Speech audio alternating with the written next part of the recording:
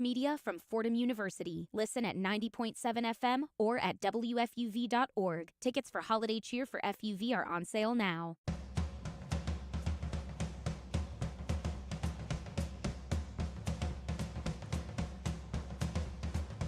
Welcome to a special edition of 101. Yes, today may be Friday, but we're going to think it's Saturday in our hearts. It is a special 4-hour show. The Brody Show. The Brody Show. The special 4-hour Brody Show. That's what we call it now. I like that now.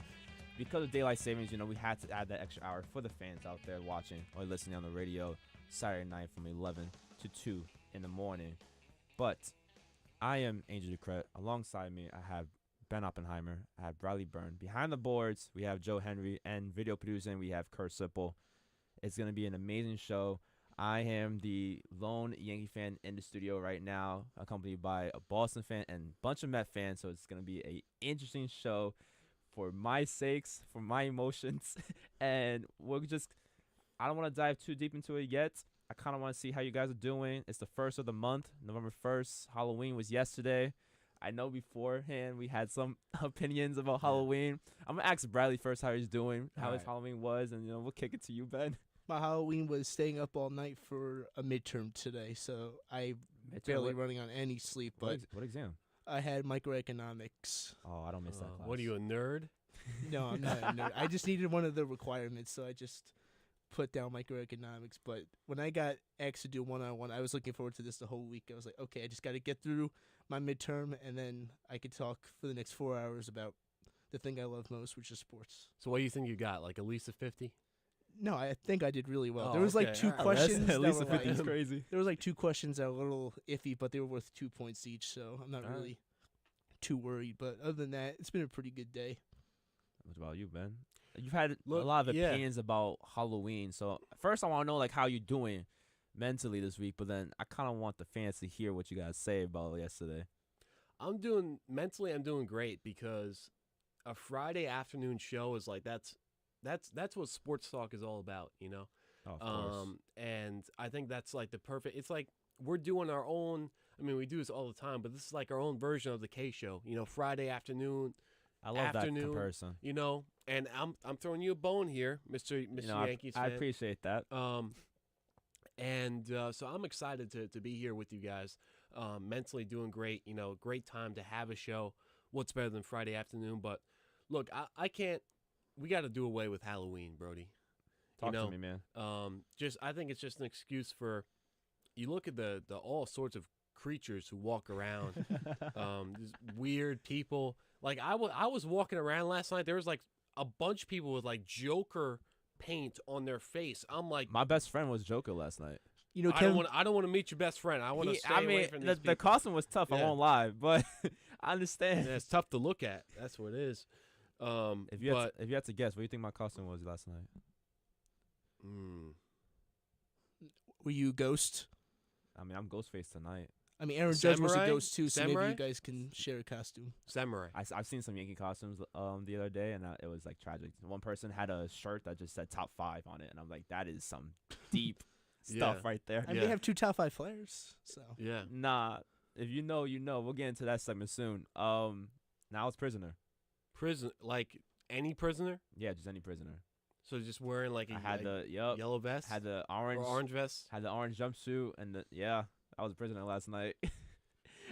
To me, not that Halloween's like my favorite holiday, but that's my least favorite. We gotta do away with it. I like being able to dress up a little bit though, having fun with it. I don't. People do overboard it. Like I won't lie. Like you have a bro. point They there. got people with like skeletons on their front lawns. Like, are you sick in the head? So are you sick in the head? Like, so what's your holiday of choice?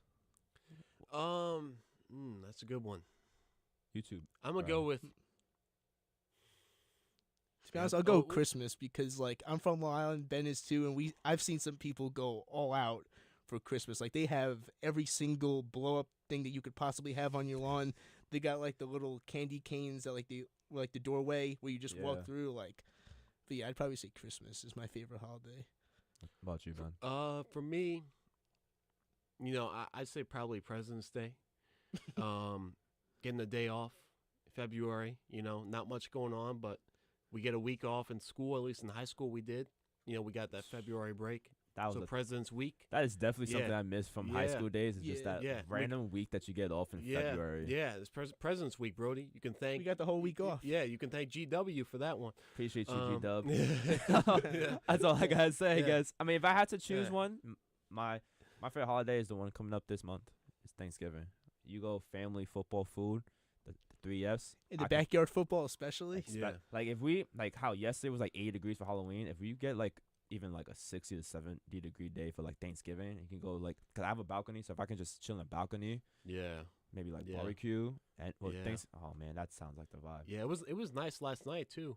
No, Nice yeah, weather. it was nice beautiful today. weather. It's really warm. Even today. Yeah. New York is going through some type of like bipolarness with the weather right now. Like it's like Yeah. low key spring, summertime. Yeah. In the fall, mind you, the winter is Yeah. this month, Yeah. November, right? Yeah. Or And- December. and December 20th. Oh, it starts in Yeah. December. I thought Yeah. it starts in the end of Yeah, November. technically Okay. it starts in December, but you know what I think? I think we've been getting some great colors in the fall foliage from Oh, the yeah. leaves. Like this has been a great year for that. You've seen know? you've seen around campus all like Yeah. the orange and red Yeah, it leaves feels just like- falling around. It feels better than ever this year. No, you it know? does. It really Um, does. The weather, the leaves, Yeah. you truly see like the autumn feel Yeah. on campus. Even around New York, if you go to like Central downtown, Park. like the East Village and stuff like Yeah. that, Central Park. Yeah.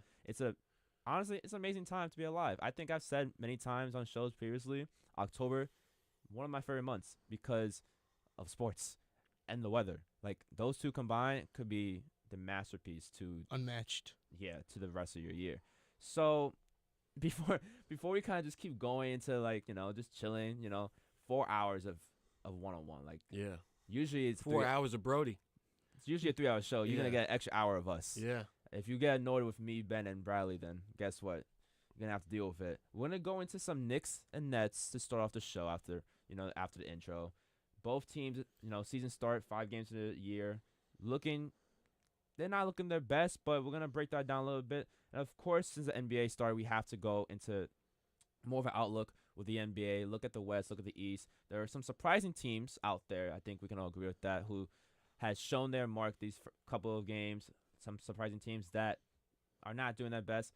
And we have a lot of interviews and stuff to show you guys throughout this show. We have almost 2 hours worth of content. We're going to start off with Kenny Smith, the Jet. I know you see him on the TNT crew. Watch him all the time. Watching that show since I was 10 years old. And unfortunately, has to be the last year of it this year because of the deals and stuff. But we get a nice interview with him, and I'm sure you guys are going to enjoy it at home. And we're going to stick to the NBA a little bit. We have an interview with Cam Spencer. You guys know who Cam Spencer is? That's a He's Grizzlies, a Grizzlies player. player. Yeah, like that's an NBA player right Yeah. there. Yeah. Definitely- I heard you Come on now. saying some stuff about his talent during I don't remember. pre-production. I don't remember anything. Yeah. I think it was smooth. All right. From there, we got the World Series talk. We know that ended this week, and we're gonna go into World Series and a little bit of the all season to end off the baseball season. We also gonna break that down with Ron Darling interview for all my Met fans out there that listen to him on the broadcast. Once we come back and talk about the World Series, we have little previews on the women's and men's basketball here at Fordham. 2 interviews, an hour of content right there. You're not going to want to miss that. When we come back, of course, from segments, we're going to talk Jets, Giants, get into football to kind of end off the show. Sounds like an amazing rundown. I mean, when we did pre-production, I was amazed with it, and I'm ready to go into it. But right now, we're going to go into a quick break. When we come back from break, we're going to go into the Garden. We're going to go into Barclays Center. We're going to talk Knicks, Nets on 101, New York's longest-running sports call-in show.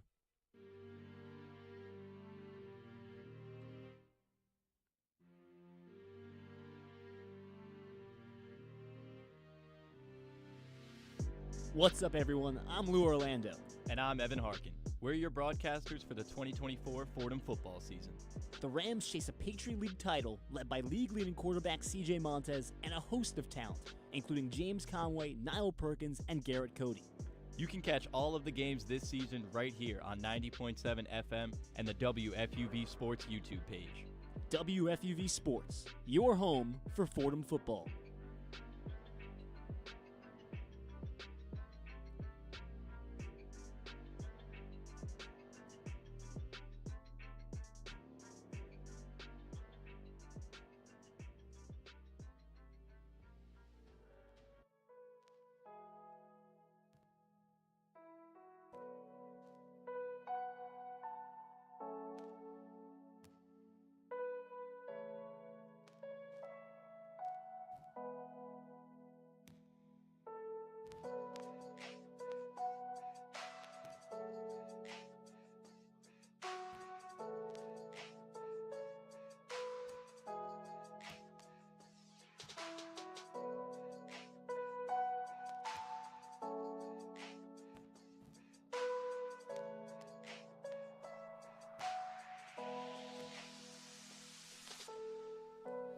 Welcome back to 101.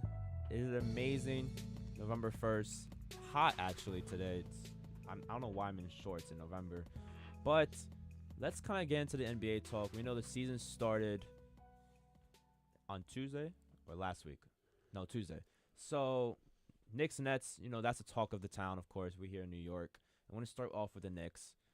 Last game that they had against the Heat. It's a good outing. I would say we do have our Knicks beat reporter right here, Ben Oppenheimer, so we know you're going to get a lot of content on this segment alone just from him because he gets the behind the scenes on everything. So I'm gonna be looking at you, Ben. I want to hear about the Knicks. But real quick before I get into you, 116-107 against Miami on the road. And honestly, even though I say on the road, I'm watching that game in Miami, and it just sounded like a bunch of Knicks fans the entire time. Like, we're everywhere. We travel. You pack every stadium. You guys travel everywhere and make it loud everywhere, but like Miami was it was bad. Like the Knicks overtook that. They don't have a fan base. It kind of looked like the Philly series when they told Knicks fans to go to Philly and pack the stadium. Yeah, and they showed out. I gotta give the props to the Knicks fans. I'm not a Knicks fan myself, but I do love watching them. You guys really do travel. So just a quick rundown of the game. You had, I think, the star of the highlight and the star of that game was Karl Anthony Towns dropping 44 points on 13 rebounds, and I would say efficient shooting as well, like 4 for 5 for 3, 17 for 25 field goals. That is your big, that's the guy you got in the offseason. That's the guy you said, I'm going to be done with the Julius Randle era. You have to give up Dante as well. I know that one may have hurt Knicks fans and the team. But now Towns is your guy to pair with Brunson, who Brunson had 22 points on 9 assists that game too. And he's not showing off, again, start of season. He's not showing off the MVP-ness that he had last season. He's a little slow start. That's honestly for everybody in the NBA and for the Knicks team.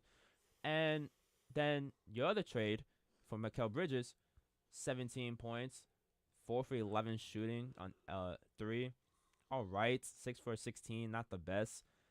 But that's your three-headed monster right there in the starting lineup. And you guys, I don't want to say manhandled Miami, but when you look at Miami's box score, it was really highlighted by Tyler Hero, and then that's it. Like, he had 34, and then we're still waiting for like Jimmy Butler to become the Jimmy Butler of old times and just who he is. But Ben, I kind of wanted to go to you. Like, you see that game, they win, especially after the slow start that you're having. You're 2-2 right now. What are you liking with the Knicks, especially with this tandem of Towns and Brunson together?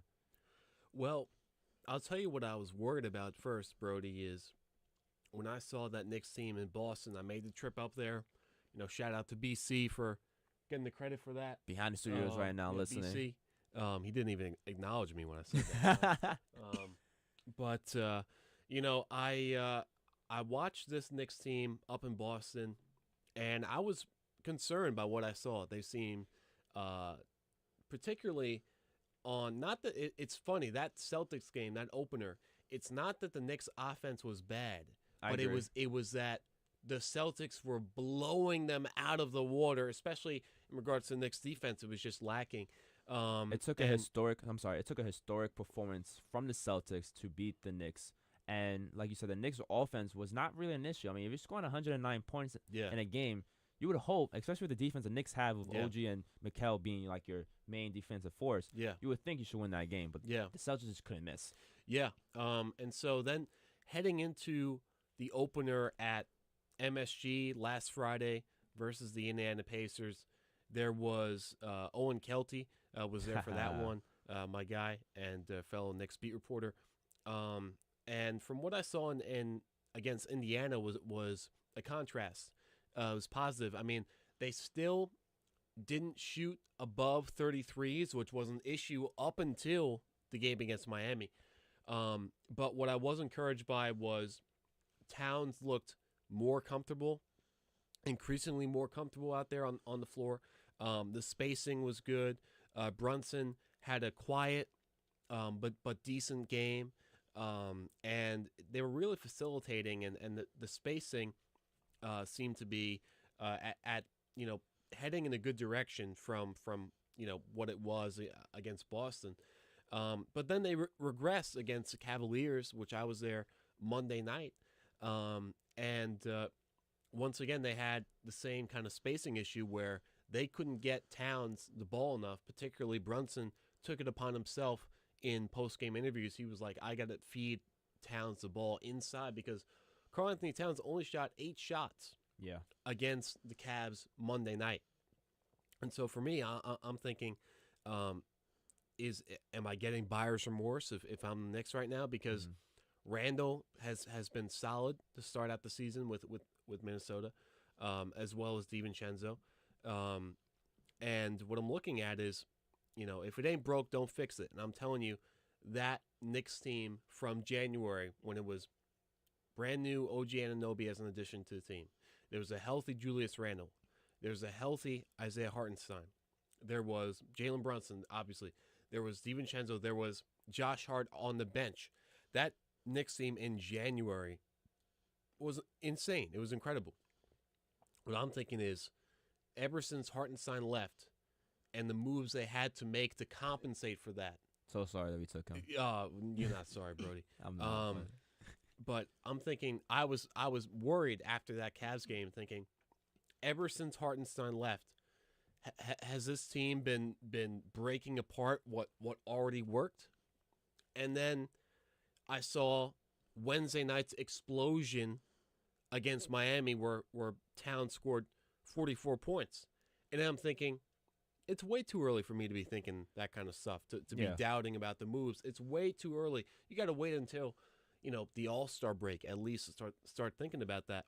I think by the time you can get into December and we kind of get more into like closer to Christmas, you get quite a sense of like who the players are and like what to expect from their talent. Yeah. But to sum up what I'm trying to say is we've seen a lot of turnover in the past year with this Knicks roster. There's been a lot of players who have come and gone. I mean, look, at this time last year, there was R.J. Barrett and Emmanuel Quickly still on the roster, which it feels like a long time ago.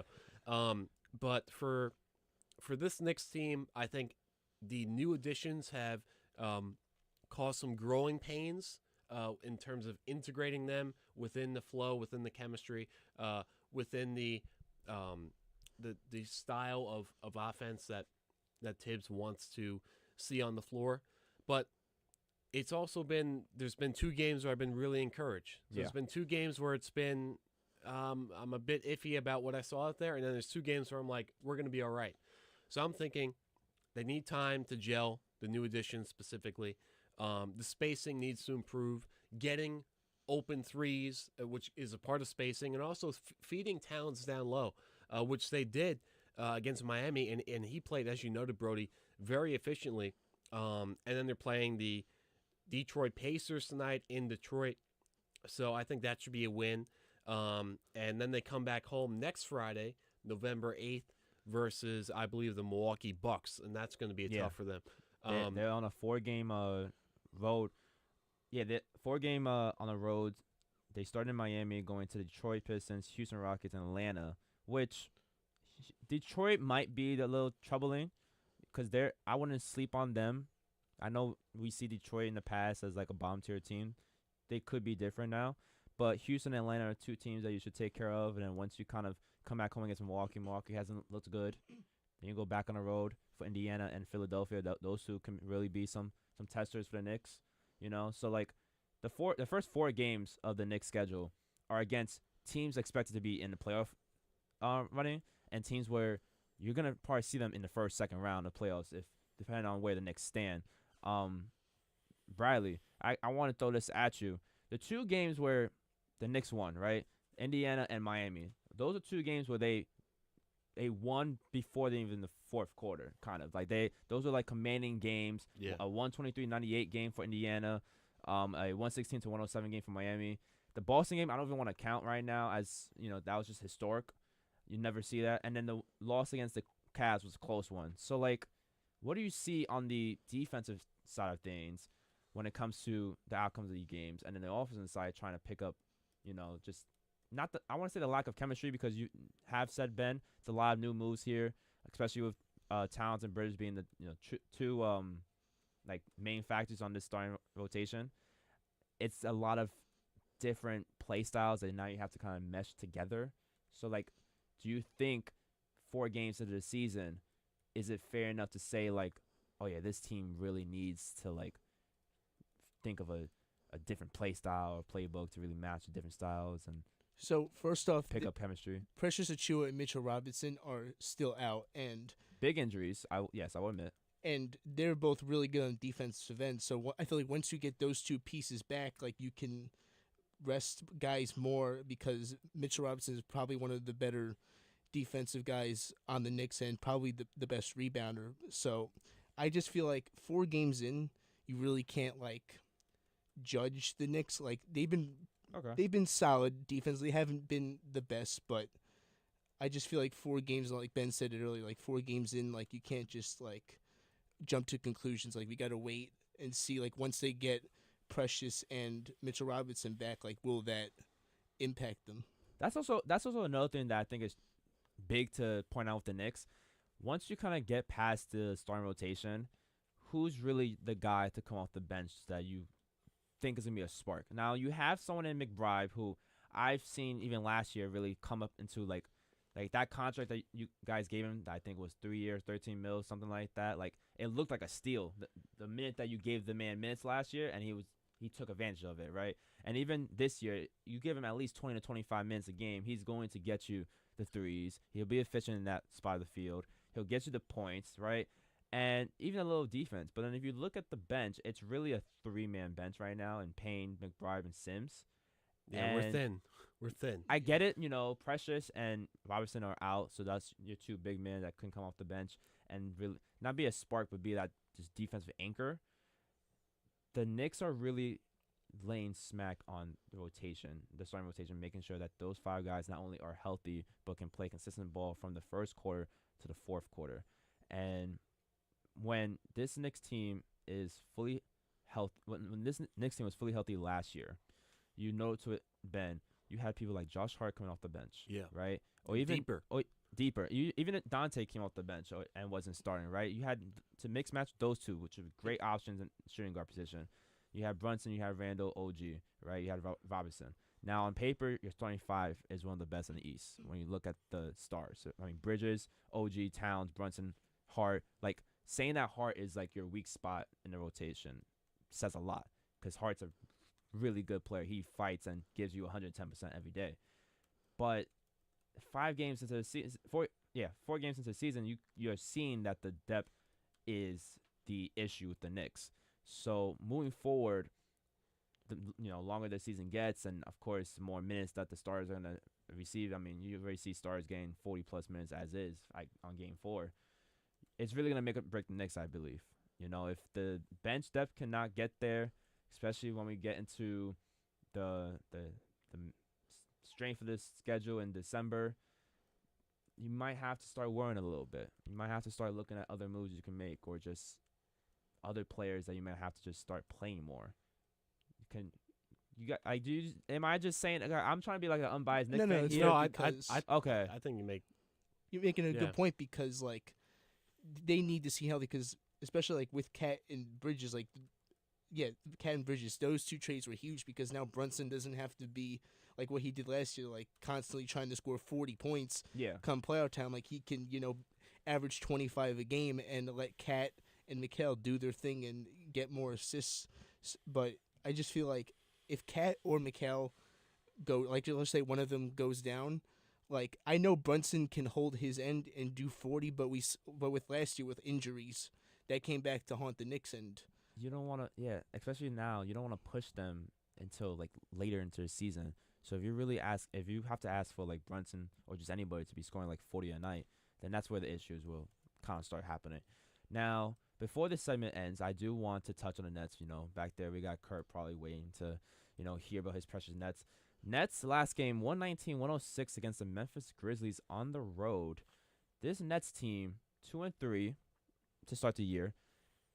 They have good players. Like I know we like to. I think that's an exaggeration. No, but like we like to. You gotta hate on give the credit Nets. to Cam Thomas, and Dennis Schroeder. That's what I was gonna say. Like Schroeder last game got 33. I'm not saying that's he's gonna average 33 or something like that, but like the Nets have players that on any given night, someone can drop 25 or 30, or on any given night you can have like multiple players drop like 20 points or even like 15 or more, and that can win you a game. Like the Nets have that kind of even balance on a team where, of course, you don't have the star like the Knicks do with Brunson or even Towns and stuff, but you have players that they know their role, and because they know their role, they're going to play it to that perfection. Like, you don't need Ben Simmons to be the Ben Simmons of Philadelphia, and even the Ben Simmons of Philadelphia was, triple-double guy, mainly defense, assists, and stuff like that. You don't need him to score.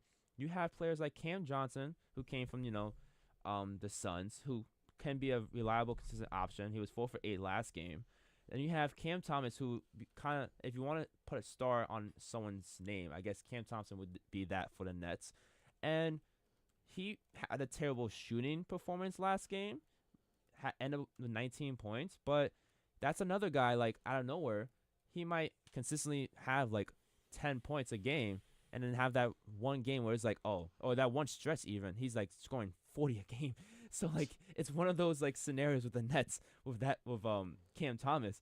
And, yeah, we know about, like, Dennis Schroeder is just Dennis Schroeder. Like, I mean, it's an interesting But fella. it's not enough, they have some young talent, but this team is not going to make any noise in the playoffs. They're not even going to make the play in. I wasn't. They might okay. make the play in. Because here's the thing, That's what I right? was going to get We at, talked but- about Mikal, or I feel like the Mikal trade worked out well for both teams. Like, obviously, the Knicks got their defensive star, but the Nets have 5 first-round picks. I'm not sure if one of those picks is that Detroit protection. Someone correct me if I'm wrong, but obviously the Nets. Five picks, still 5 picks. Yeah, I mean, those are all going to be late first-round picks because the Knicks are going to be making the playoffs for the next couple of years. But I feel like with Mikal, like, no longer on this team, like, the rest of the guys can perform well because I feel like Mikal on that team was taking away production from these other guys. So seeing guys like Cam Thomas, Dennis Schroeder, even Cam Johnson, like, scoring double-figure points every night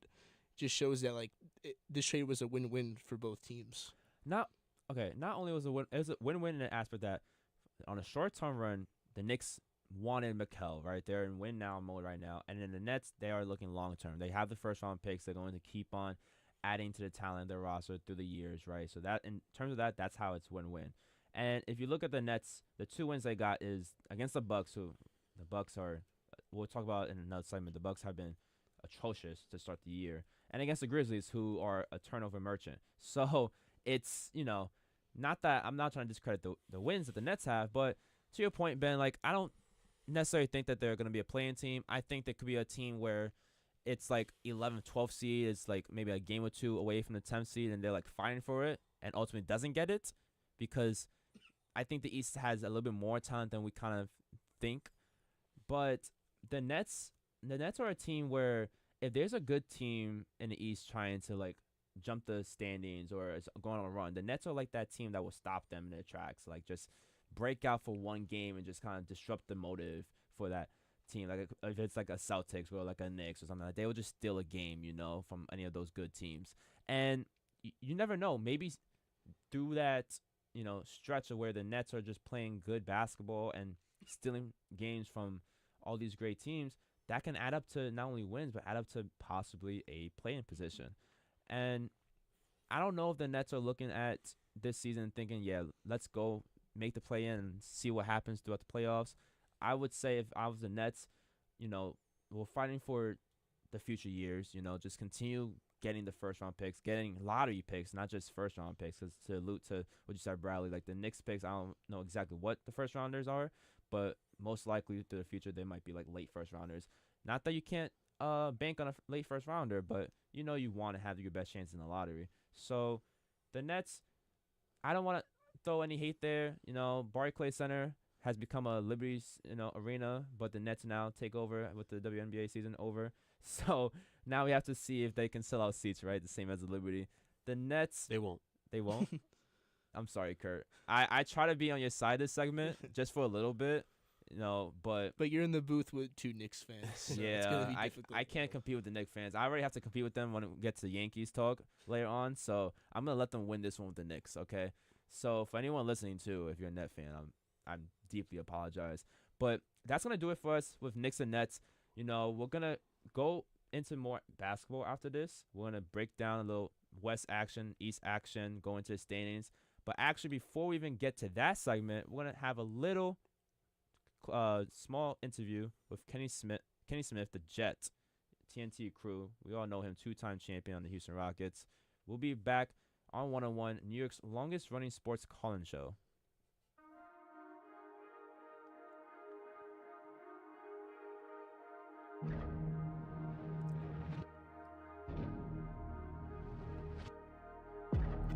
What's up, everyone? I'm Evan Harkin, your New York Jets beat reporter for the 2024 season. Stay up to date with all things white and green from MetLife Stadium.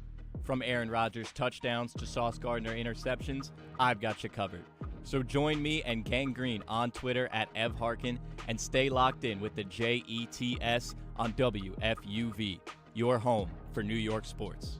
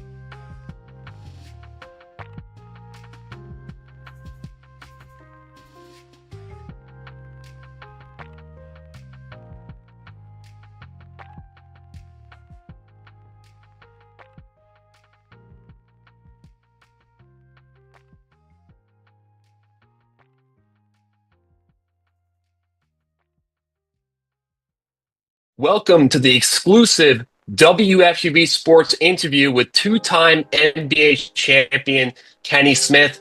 I'm Ben Oppenheimer alongside Chaz McAdams. Kenny, first of all, we want to thank you so much for coming on and taking the time out of your day to speak to us.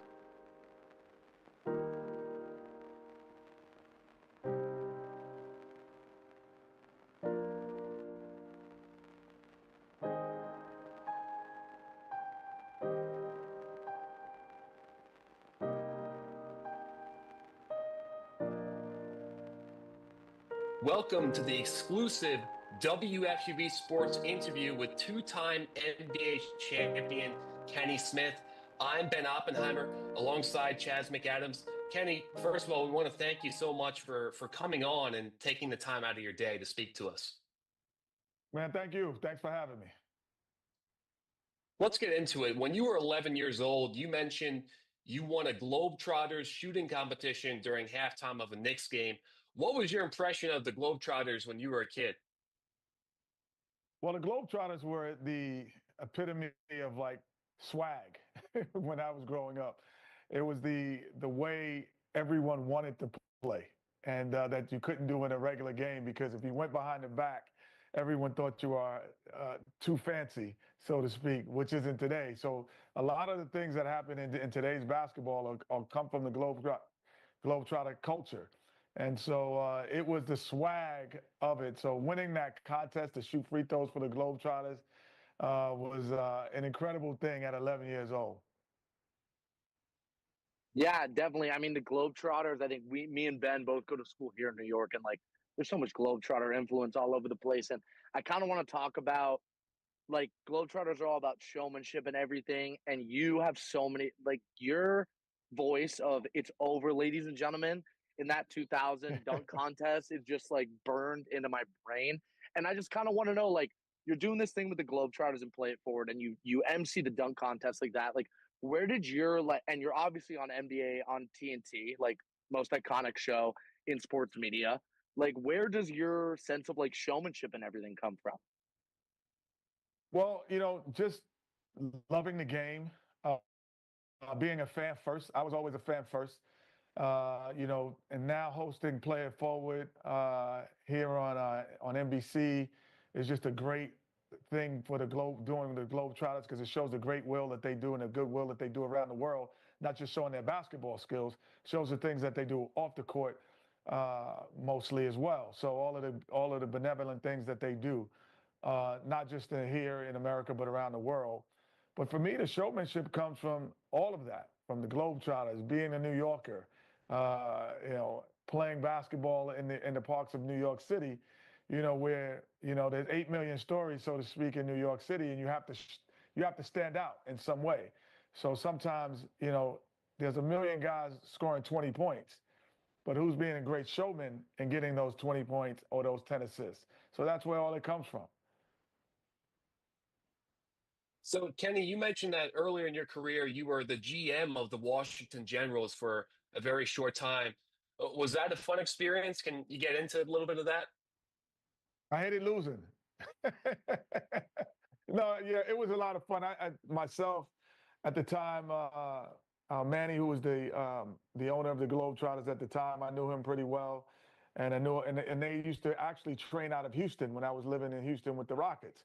So I knew them from that era, and obviously being a kid that played on the Globetrotters at halftime. So I knew the Globetrotter culture. I knew what it was. We thought it would be a fun idea if I became the general manager of the Washington Generals, who was the losingest team in sports history because they've never beaten the Globetrotters ever. So they thought it would be fun because at the time, honestly, some of the Globetrotter players I had recommended for them to try out for and made the team.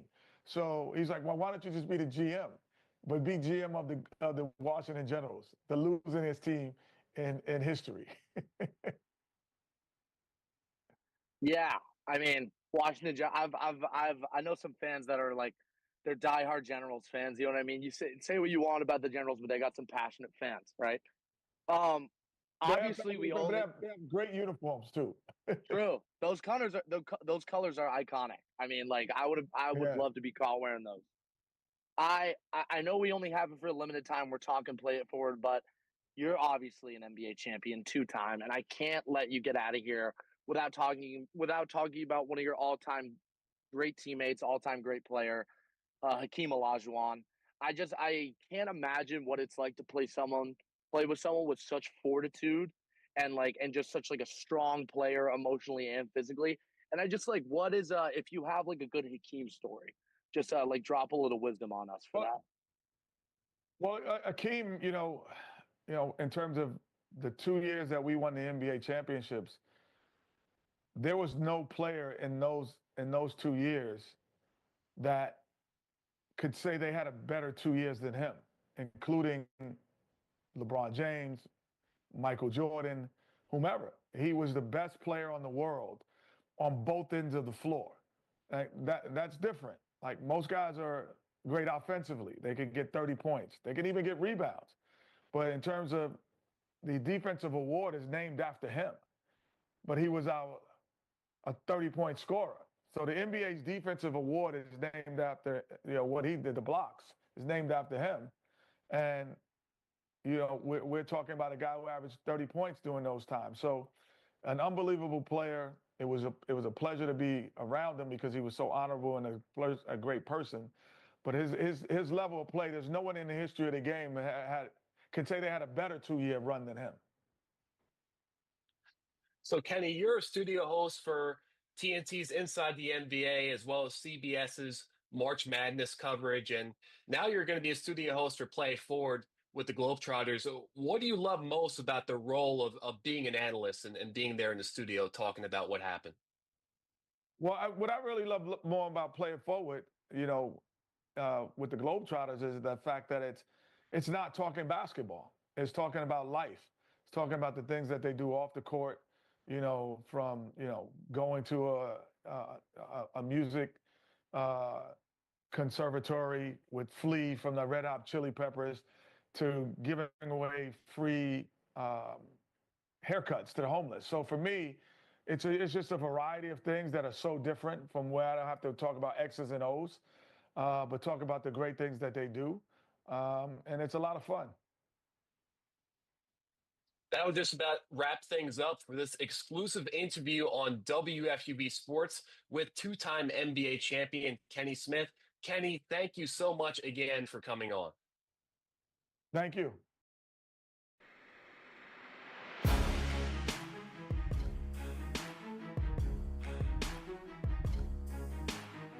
I'm Chaz McAdams. And I'm Ben Oppenheimer. And we are two of your hosts for On the Hill, the flagship podcast of Fordham Athletics. We'll be talking about everything from football at Moglia Stadium to hoops at the historic Rose Hill Gym. Discussing the ins and outs of all Ram athletes, teams, and big games. If you want to be part of the Ramily, then listen to On the Hill from WFUV Sports.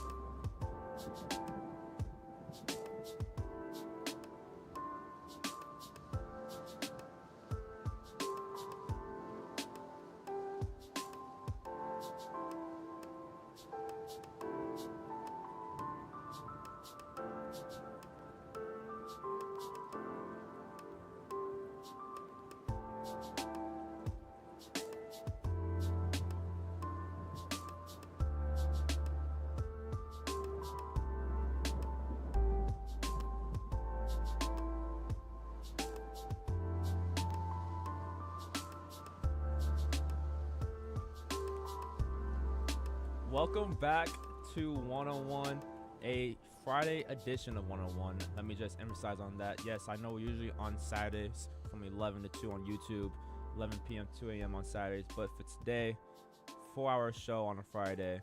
And please catch us now on WFUV Sports on YouTube. Catch us on the radio tomorrow at 11 p.m. to 2 a.m.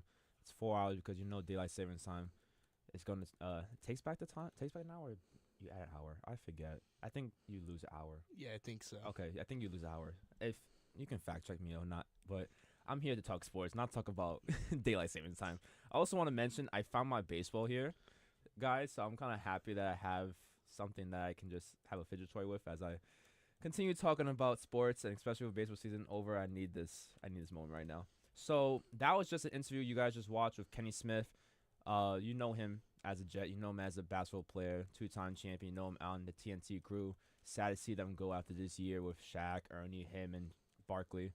It's going to be, it was a great interview to watch, but it's going to be a sad season knowing that this is the ending moments of what was a childhood, not only crew and show, but just the amount of moments that were given to us from just them alone. If it was Kenny pushing Shaq into trees, or Kenny running to the board and tripping up, or not, the races. Like, it's just amazing. But let's kind of get back into NBA. We did Knicks and Nets talk the previous segment. Now we're going to kind of go more overall into the season. I want to touch up on last night's games, Halloween night. We had 4 games in action. I'm going to start off, with the Milwaukee and Memphis Grizzlies. This was in Memphis. Memphis took the W, 122-99. Continued struggles for Giannis and the Bucks. Giannis, though, had a good game, 37 points on 17 of 22 shooting. However, Ja Morant's 26 points, and the Grizzlies were able to take down Milwaukee. And I think the big factor we got to talk about in this game, Damian Lillard went 1 for 12, 0 for 6 on three-point line. He had 4 points in that game. The rest of the team didn't help out at all. It was basically a blowout. When you have Memphis having consistent scorers and Ja getting 26, and then you have people like Jaren Jackson and just the rest of the team getting to double digits, that's going to be a recipe for success. So Memphis right now is at 500, 3-3 in the West. They are one of the teams I think that we can predict we're probably going to be either a low playoff team or maybe a play-in team. If you disagree, please throw it out there. But Milwaukee at 1-4 was definitely not on my bingo card to start this year. It was on mine. It was on mine too, because when you have a coaching staff, wait a minute. When you have a coaching staff of Doc Rivers and Darvin Ham, that is literally you are asking for your season to end before it even starts. Darvin Ham is one of he's one of like the most. Maybe I shouldn't say, but he's not the sharpest coach on the floor, and I think that showed last year with the Lakers. Not just doesn't have any command, doesn't really know what's going on out there. And the Bucks, look, I think Damian Lillard's best days are behind them. And then with Giannis, Giannis is obviously Giannis. But when I think about what people were saying Giannis would be back, 2019, 4 or 5 years ago, they were saying, wait till he gets a jump shot. Wait till he can shoot. He has never improved beyond being the uber athletic point forward that he is, the amazing playmaker and defender that he is. He's not a good shooter, and I don't see him. I don't see that aspect of his game changing anytime soon. So the Bucks right now they're static. They're not really. They haven't made any improvements, and really since their run in 2021, real quick, it's been downhill for them. Real quick before we kind of get more into this, we actually have a call in. I know you guys remember this name, Colin Lochran, back with us. Wants to talk about hopefully basketball, whatever he wants. How you doing, Colin? I'm doing good. I gotta say, timing was never really my strong suit. I unfortunately don't have an NBA take for you right now, but I do have a baseball take. I had to get it off my chest. I know Mr. Ben is hosting the show, and buddy, come on now. It's okay to take the L. The Dodgers won the World Series with that bum Yamamoto, as you call them, the fraudsters, as you went on and on ad nauseum. And now, what's this madness? You want Soto to sign with the Mets, my friend? I remember a certain someone, let's not name names, who had said, Brandon Nimmo is better than Juan Soto. I don't think that's true, but, I just had to get it off my chest today. It's the day after Halloween. I figured trick or treat, you guys deserved a little bit of both. You get the trick of me calling in and the treat of seeing Ben's face right now, which I know he's got that frown, or maybe he's grinning a little bit because he knows I went out of my way to call. Was going to come by and visit. Wasn't feeling too good this morning, though, so hope everyone's okay. It's always good to call in. Much love, everybody.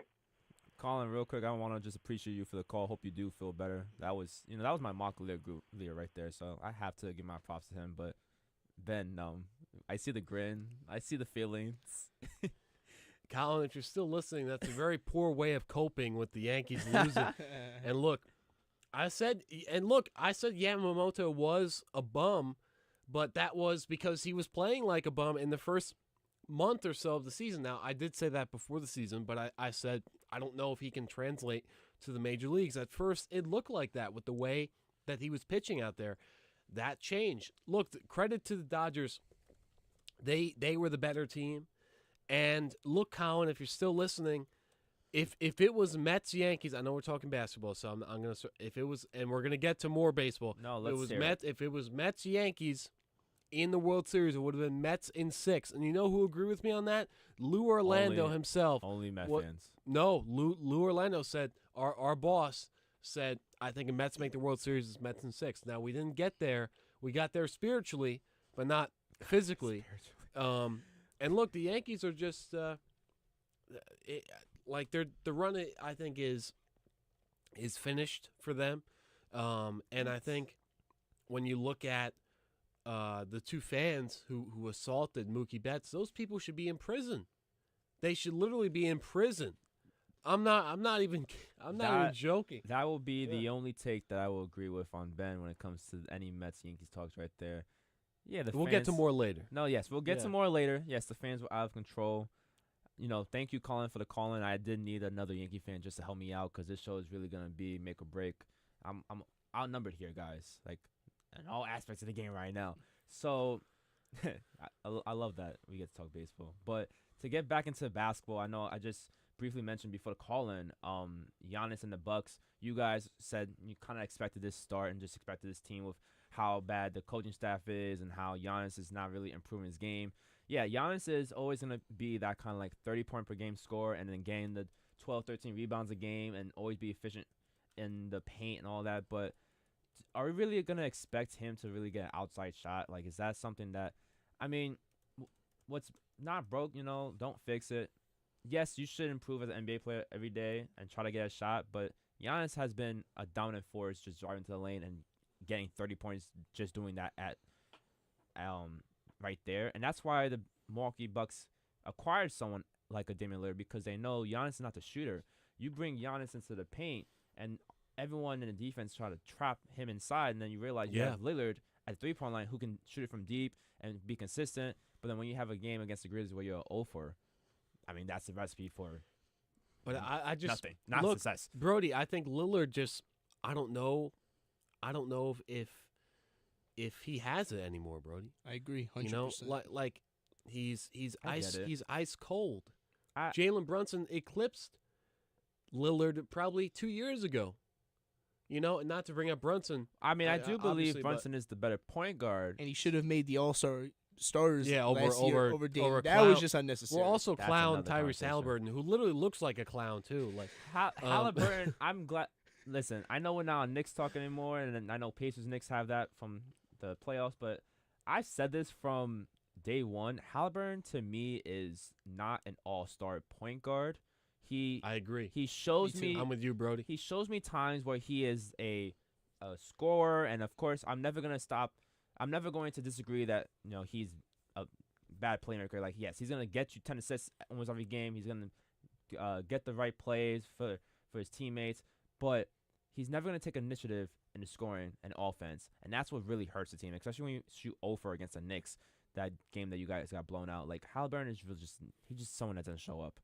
I didn't want to get off topic, but I feel like I had to say that about Halliburton. Yeah, I mean, look at how he played against the Knicks last Friday. He was terrible. It was horrible. You would think that he didn't play. Like, and who was guarding him most of the time? Mikal Bridges. Yeah. I mean, that's definitely a factor. When you can have OG and Mikal Bridges guarding the opponent's team's best players, that's a recipe for success right there as well. Yeah. I just want to get into more games real quick. We had Houston and Dallas last night. 108 Houston, 102 Dallas. Both teams are 3-2. Houston, they have good players that they can make a run for a play-in or even touch, the postseason standings. I mean, you look at a team I see some names that can potentially be all-stars. Segun, Jalen Green. I'm not saying Van Vliet's an all-star, but, his days in Toronto, he was not a bad player as well. Then you have, Smith Jr., Dylan Brooks. That's a team that can make noise. Thompson as well. And then Dallas, they just came back from obviously being in the finals last year against the Celtics. And running back the same team with Luka and Kyrie, both of them are amazing. Both had Kyrie had 28, Luka had 29. That's what you're going to get from both those players. But they also added the addition of Klay Thompson, who was terrible. 2 for 9 from 3 that game. 5 for 13 shooting, had 12 points, a -9 plus-minus. He's really going to make or break this Dallas team from even getting back to the finals run, let alone which they make it won't. to the Western Conference. They won't.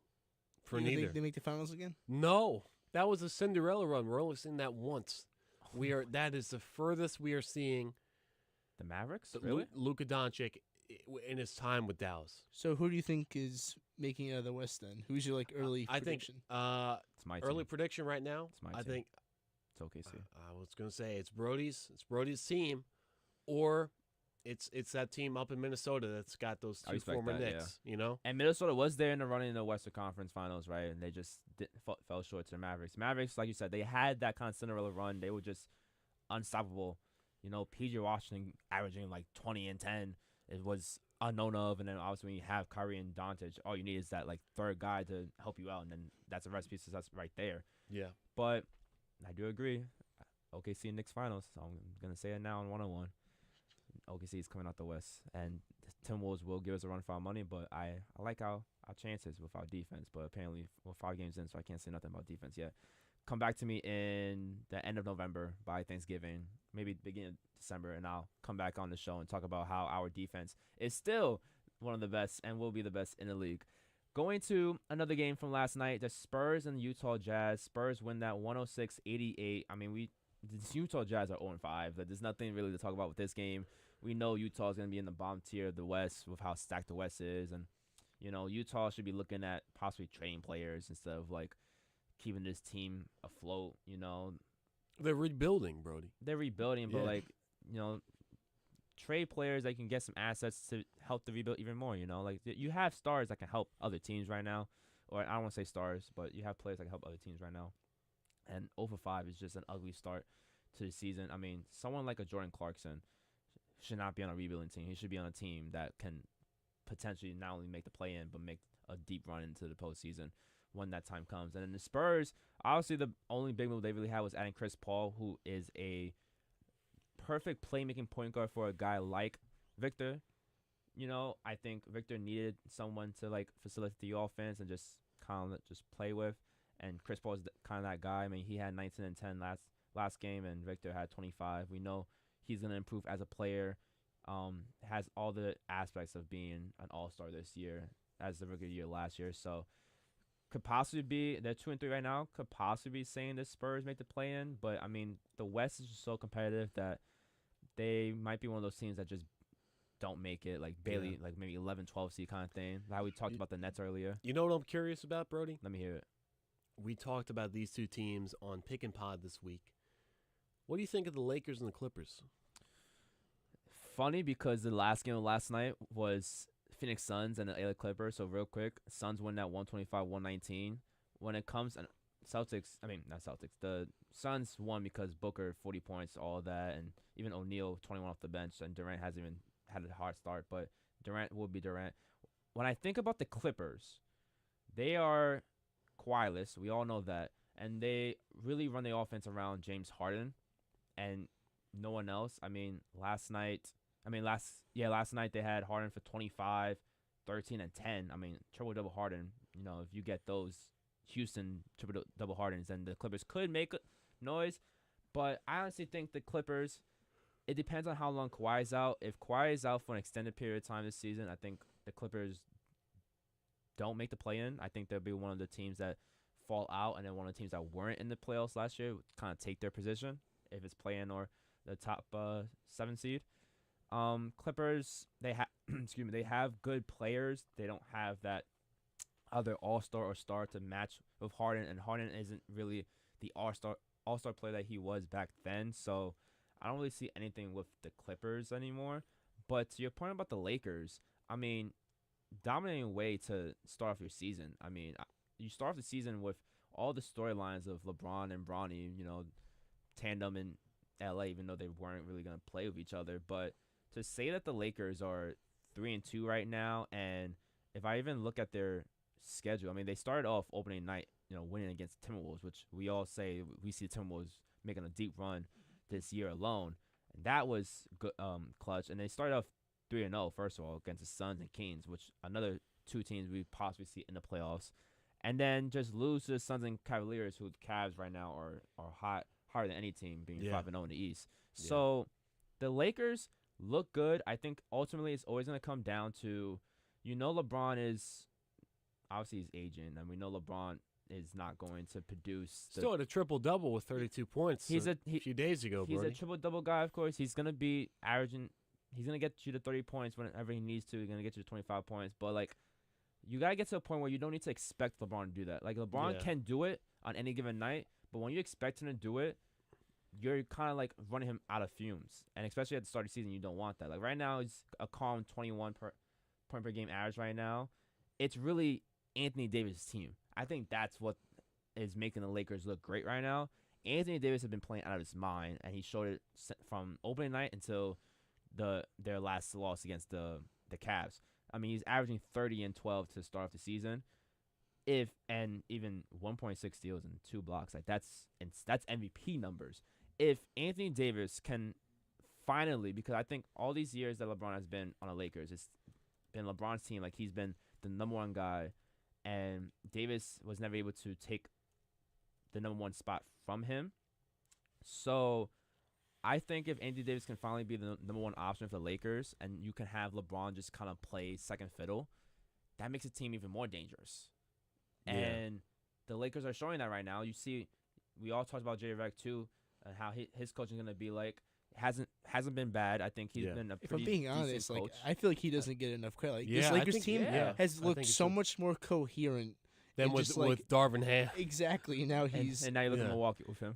But I just feel like JJ Redick does not get enough credit because this whole team has just looked more coherent and more of a unit than last year.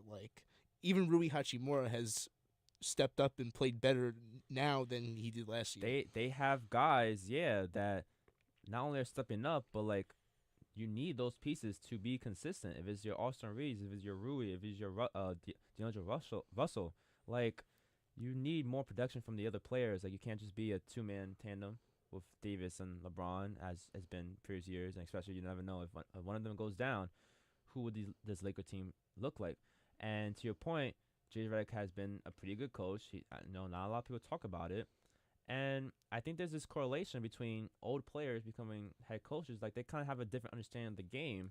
So, and Redick has seen plenty of Laker games, especially being a broadcaster for some of the primetime games. You know, the Lakers always get primetime games. So, he had this notion of who this team could be and just trying to implement that notion now, being the head coach. And it's led to the beginning of the season success. And if the Lakers continue doing this, there's no reason why they can't go back to their 2020 days where they were a dominant force and looked like no team could beat them. Yeah, I mean, look, people forget that before COVID shut down the NBA season that year, and I know they say Lakers championship was Mickey Mouse that year, but before the season was shut down in 2020, that Lakers team was running through the West that whole I think year. they would have ran through the West without COVID. Yeah. They were that dominant. But now that we had the COVID season player, you know, people want to say like, oh, there was Mickey Mouse or whatever. Like the Lakers were that dominant in 2020. They unfortunately break up that team the following year where they can easily went back to back, especially in the full season. And now they're trying to find their identity again. And hopefully this is the year. You know, you have J.J. Redick now. You have Anthony Davis hopefully taking it to another level. And if LeBron doesn't have to exhaust himself in the beginning of the year and can save most of that energy for the playoff run, if they make the playoffs, the Lakers can truly be a scary team. I think that's going to do it for all the basketball talk for today. Basketball season is finally here, so there's going to be a lot more of that on Future 101s. This was an amazing conversation. Before we get into baseball talk, because I know that's going to be the main thing here in New York with the World Series, we actually have another interview to show you guys. Grizzlies player Cam Spencer, a little quick interview into his kind of behind the scenes, get to talk to him a little bit. That's going to be a fun one. And then when we come back and you see me, Ben, and Bradley again, we will break down Game 5 of the World Series, break down that series in general. Stay tuned on 101, New York's longest running sports call-in show.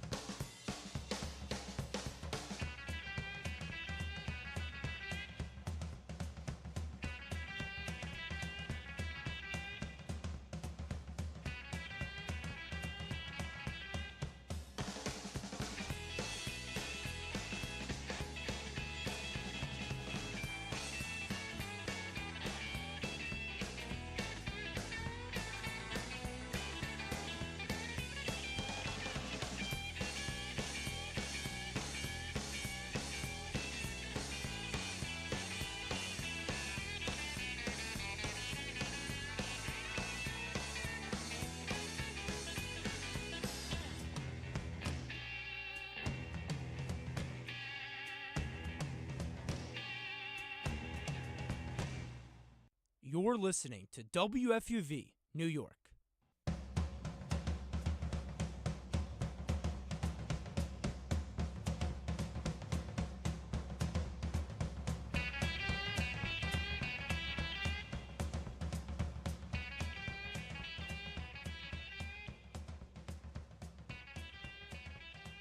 Welcome back to One-on-One, New York's longest-running sports call-in show. I'm Nick Guzman alongside Chris Carino, and we're thrilled to be joined now by Cam Spencer. Cam is a college basketball legend, spending time at Loyola and Rutgers before winning a national championship last season with UConn. And now Cam's a member of the Memphis Grizzlies after getting drafted back in June. Cam, how are you doing this afternoon? Doing well, man. Thanks for having me on. I'm looking forward to it. So, Cam, obviously you started your college career at Loyola and then you finished a national champion at UConn. But, you know, Chris and I are both Jersey guys, so I want to start out by asking you about the year you spent as a Scarlet Knight at Rutgers. It was just a one-year stint, but what would you say you learned most during your time at Piscataway? I learned a lot, man. Super appreciative of the opportunity that Coach Peichel gave me to come there and play. I would say I definitely improved a lot on the defensive end. You know, that's one of Coach Peichel's strengths. He really sees the game from that side of the floor and allowed me to, really improve on that end, which, I really needed going into Rutgers. So definitely on the defensive side of the ball, I learned the most. And then after that 1 year at Rutgers, you guys ended up missing the tournament, but you entered the transfer portal. But what was it about UConn that was so attractive to you? Like, how did Dan Hurley sell you on becoming a Husky? Yeah, it just clicked right away, to be honest. Coach Hurley and I had a lot in common, just from the families that we grew up in, very, very competitive household. UConn was definitely about winning championships and high standards for themselves, which, I feel like that's what I'm about as a player too. So really, we just clicked well, and it was a perfect fit for me, and super, super happy that I decided to go to UConn. Yeah, and Cam, and Coach Hurley, it seems like he's built a bit of a winning factory in stores. What off the court, I'm more interested off the court, did he teach you about success? Because, he's obviously done that pretty well, and just plainly facing adversity. Yeah, he taught me a lot of things, both on the court and off the court. But, I think just somebody who's really a high character individual who, no matter what they're doing in life, they're going to succeed just because of the work ethic that they have. And just the type of commitment that he makes to winning and being successful. I would say those are two of the biggest things that he taught me, both on the basketball floor and off the court. And then your guys' tournament run last year, winning the national championship, you won every game in the tournament by 14 points or more. That's a record that was set just a year before by UConn, a year before you got there. But I'm curious, what's the experience like of going through those kinds of games and essentially like blowing teams away? Like, how are you guys able to maintain such a high level of basketball in such a high pressure and high stakes environment? Yeah, I think we just relied on, how hard we practiced and our daily, routines, I guess. That was our biggest confidence, or what gave us the most confidence going into those games, was just knowing how hard we worked all year, that, when the moment comes, you're already prepared and you're not thinking, you're kind of out there reacting, and you're confident in your abilities. So, I think we didn't even shoot the ball that great, I feel like, in the tournament. And I think that was one of the, most fun things about our team, was just how unselfish we were and just how hard we competed. We could really fall back on that. Yeah, and Cam, between the Big East tournament play at the Garden, which I was there, UConn Nation, they were out in full force for that entire tournament. Between that, those tournament games, which, obviously that's a national audience, and, those eventual stadium games you play in the Final Four, it seems like the stages you've been on, they can't get any bigger. Does that help for your kind of sense of belonging now that you're in the NBA, a place that is so easily intimidating? I think so. The most unique one was definitely the Final Four. It's not too often that you get to play a basketball game in a big football stadium, so that was definitely the best environment I've ever played in. And I think it prepares you for the NBA, playing on that big of a stage. I feel like I'm prepared going into a league that I'm new in. I'll be obviously a young rookie. So I feel like I can take those experiences and help give me confidence going into the NBA. And then after winning the Natty, you enter the NBA draft. You're officially selected by the Pistons, but then you got traded pretty much right away to Memphis and became a Grizzly. Can you talk a little bit about that day? Like, when and how did you find out that you were going to Memphis and not Detroit? Yeah, I mean, we're pretty much watching the draft just like everybody else. Waiting for a call from my agent, kind of talking to him throughout the draft and where certain teams are thinking they might take you. And then probably up until a few picks before, we got the sense that, the Grizzlies might trade up and try to draft me for that Pistons pick. And when it finally happened, it was definitely an exciting moment for me, and one I'll remember forever. Yeah, Cam, you've become famous, I would say famous, for your lack of conforming to the modern age of social media, I would say. Now in your professional world of the NBA, does it feel the same, or does it feel like you kind of need to dip your toes in that world a little bit? No, I don't feel like I need to. I try to stay authentic and be true to myself. I don't really like the social media world. Not something I've ever really been interested in. I think if something's that important, then it'll find me. And then, if you want to have a relationship with somebody, then I'll probably pick up the phone and call them or keep in touch with them with them via text, so no social media needed for me. And, just the focus is basketball and winning. Absolutely. And now in the NBA, unfortunately you're out of action right now due to that ankle injury, but in your time in the summer league and then just being able to watch up close at the start of this season, what have you noticed being the biggest differences between the collegiate game and the pros? Yeah, I would say definitely the pace, just that 24-second shot clock just makes, faster possession, quicker shots. And then I'd say the spacing with the 3-point line, it's about 1.5 feet deeper than the college line, which, just automatically creates longer closeouts and more spacing for the offensive players, which kind of gives them that advantage. And like I said, just a quicker, you're not running as many sets in the NBA as you are in college, more pick and roll based game and a little bit more isolation ball. And then what's it like reuniting with Santi Aldama? I mean, you guys both coming from Loyola, a Patriot League school, now to both be in the league together.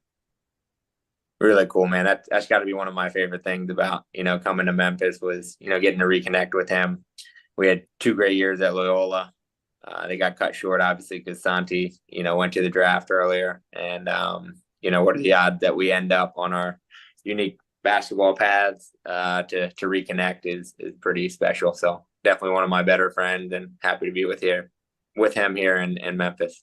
Yeah, and one more, just Cam, when you talk about your career, it's been mostly in the Northeast. You've primarily stayed in the Northeast. Obviously, Memphis, you don't really have your pick or choice there. But what is it specifically about the Northeast section of America that is just so good for basketball?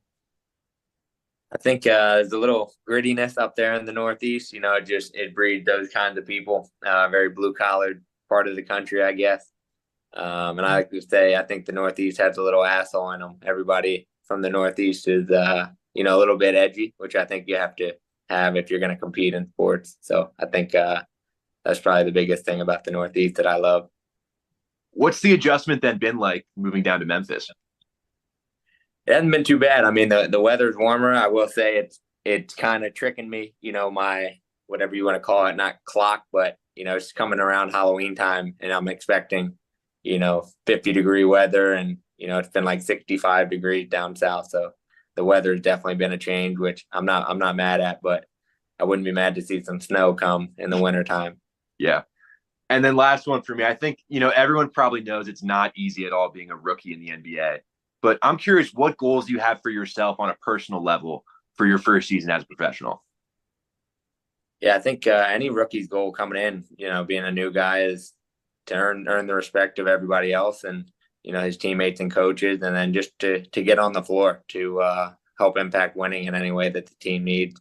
I know those are my goals. And like I said, I want to help the team win in any way that I can. So I think being able to get myself on the floor to show that impact that I can have is really the first goal. And then just how's the ankle injury coming? Like, what do you have a timeline on that?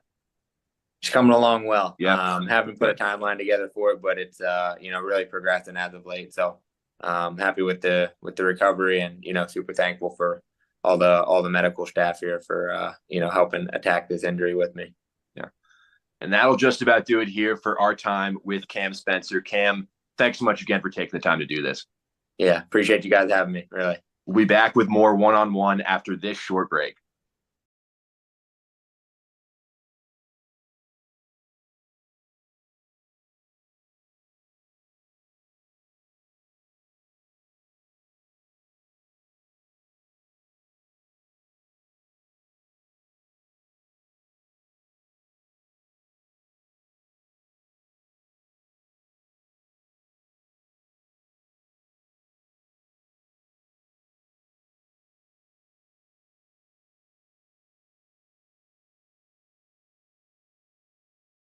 Debating all year long which team will get to lift that golden Larry O'Brien in June.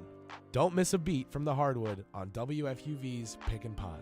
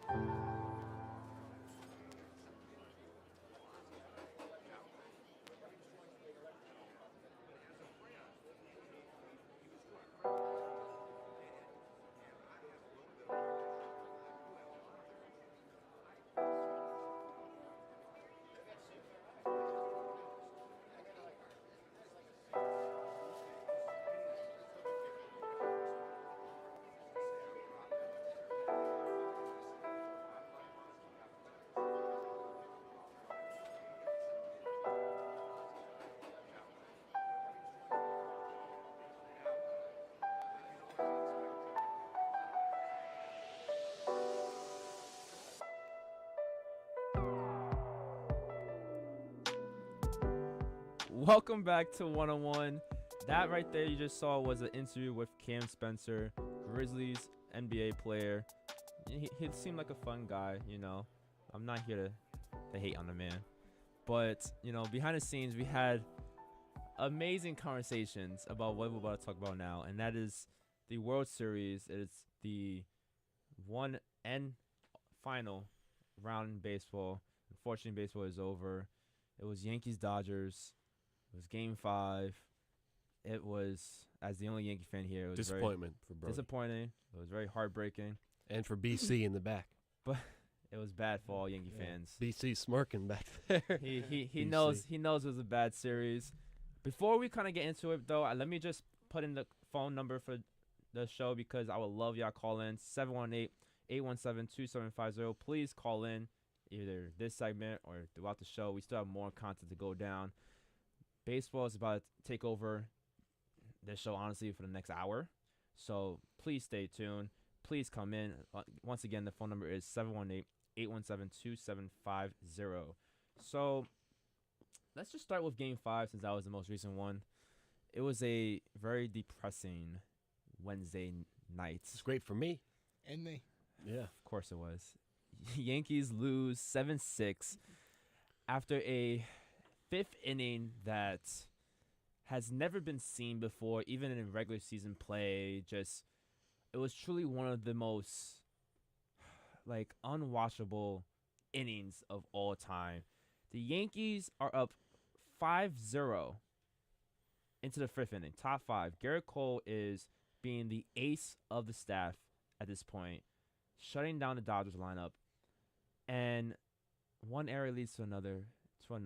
It started off with the captain, Aaron Judge, misplaying a pop-up, or not even pop-up, I would say a line drive to him at center field that should have been easily caught for an out. In my opinion, I think that Aaron Judge was trying to double up Kike and was took his eyes off the ball and was looking at Kike because Kike was kind of halfway between first and second. That one instance of just taking your eye off the ball just hits the glove and doesn't go in. And that just started off what the fifth inning turned out to be. After that, grounded to Anthony Volpe, and the right play, he tried to make, was going to third to get the out, get the lead runner. But he just was quick with the play and just threw it into the dirt for Chisholm, who's not a everyday third baseman. It was a hard play because you had Kike running down to third base as he should, and when you have to scoop a ball with all the pressure and all that, it's just not easy for either side of the party. But not only has those errors hurt the Yankees, Garrett Cole was 1 out away from leaving that inning spectacular, not giving up a single run with bases loaded. Mookie Betts at bat. And you get Mookie Betts on a slider to Anthony Rizzo, and nobody's covering first base. That, the minute that I saw no one cover first base, I knew the Yankees had nothing going for them that inning, and it was going to turn in instants because you give this Dodger team momentum, and they capitalize, and that's basically what they did the entire series, not just Game 5. Yes, the fifth inning ended off 5-5 tie, and the Yankees tried come back. It was 6-5 at one point, and then eventually eighth inning comes around, and boom, it's 7-6. Yankees aren't able to score again. Walker Buehler, off 2 days of rest, comes in for the ninth inning to shut out the bottom of the lineup. And the Los Angeles Dodgers are World Series champions. I actually have a brother-in-law who's a Dodger fan, and I was not able to talk to him the entire week because I knew it would just be hectic.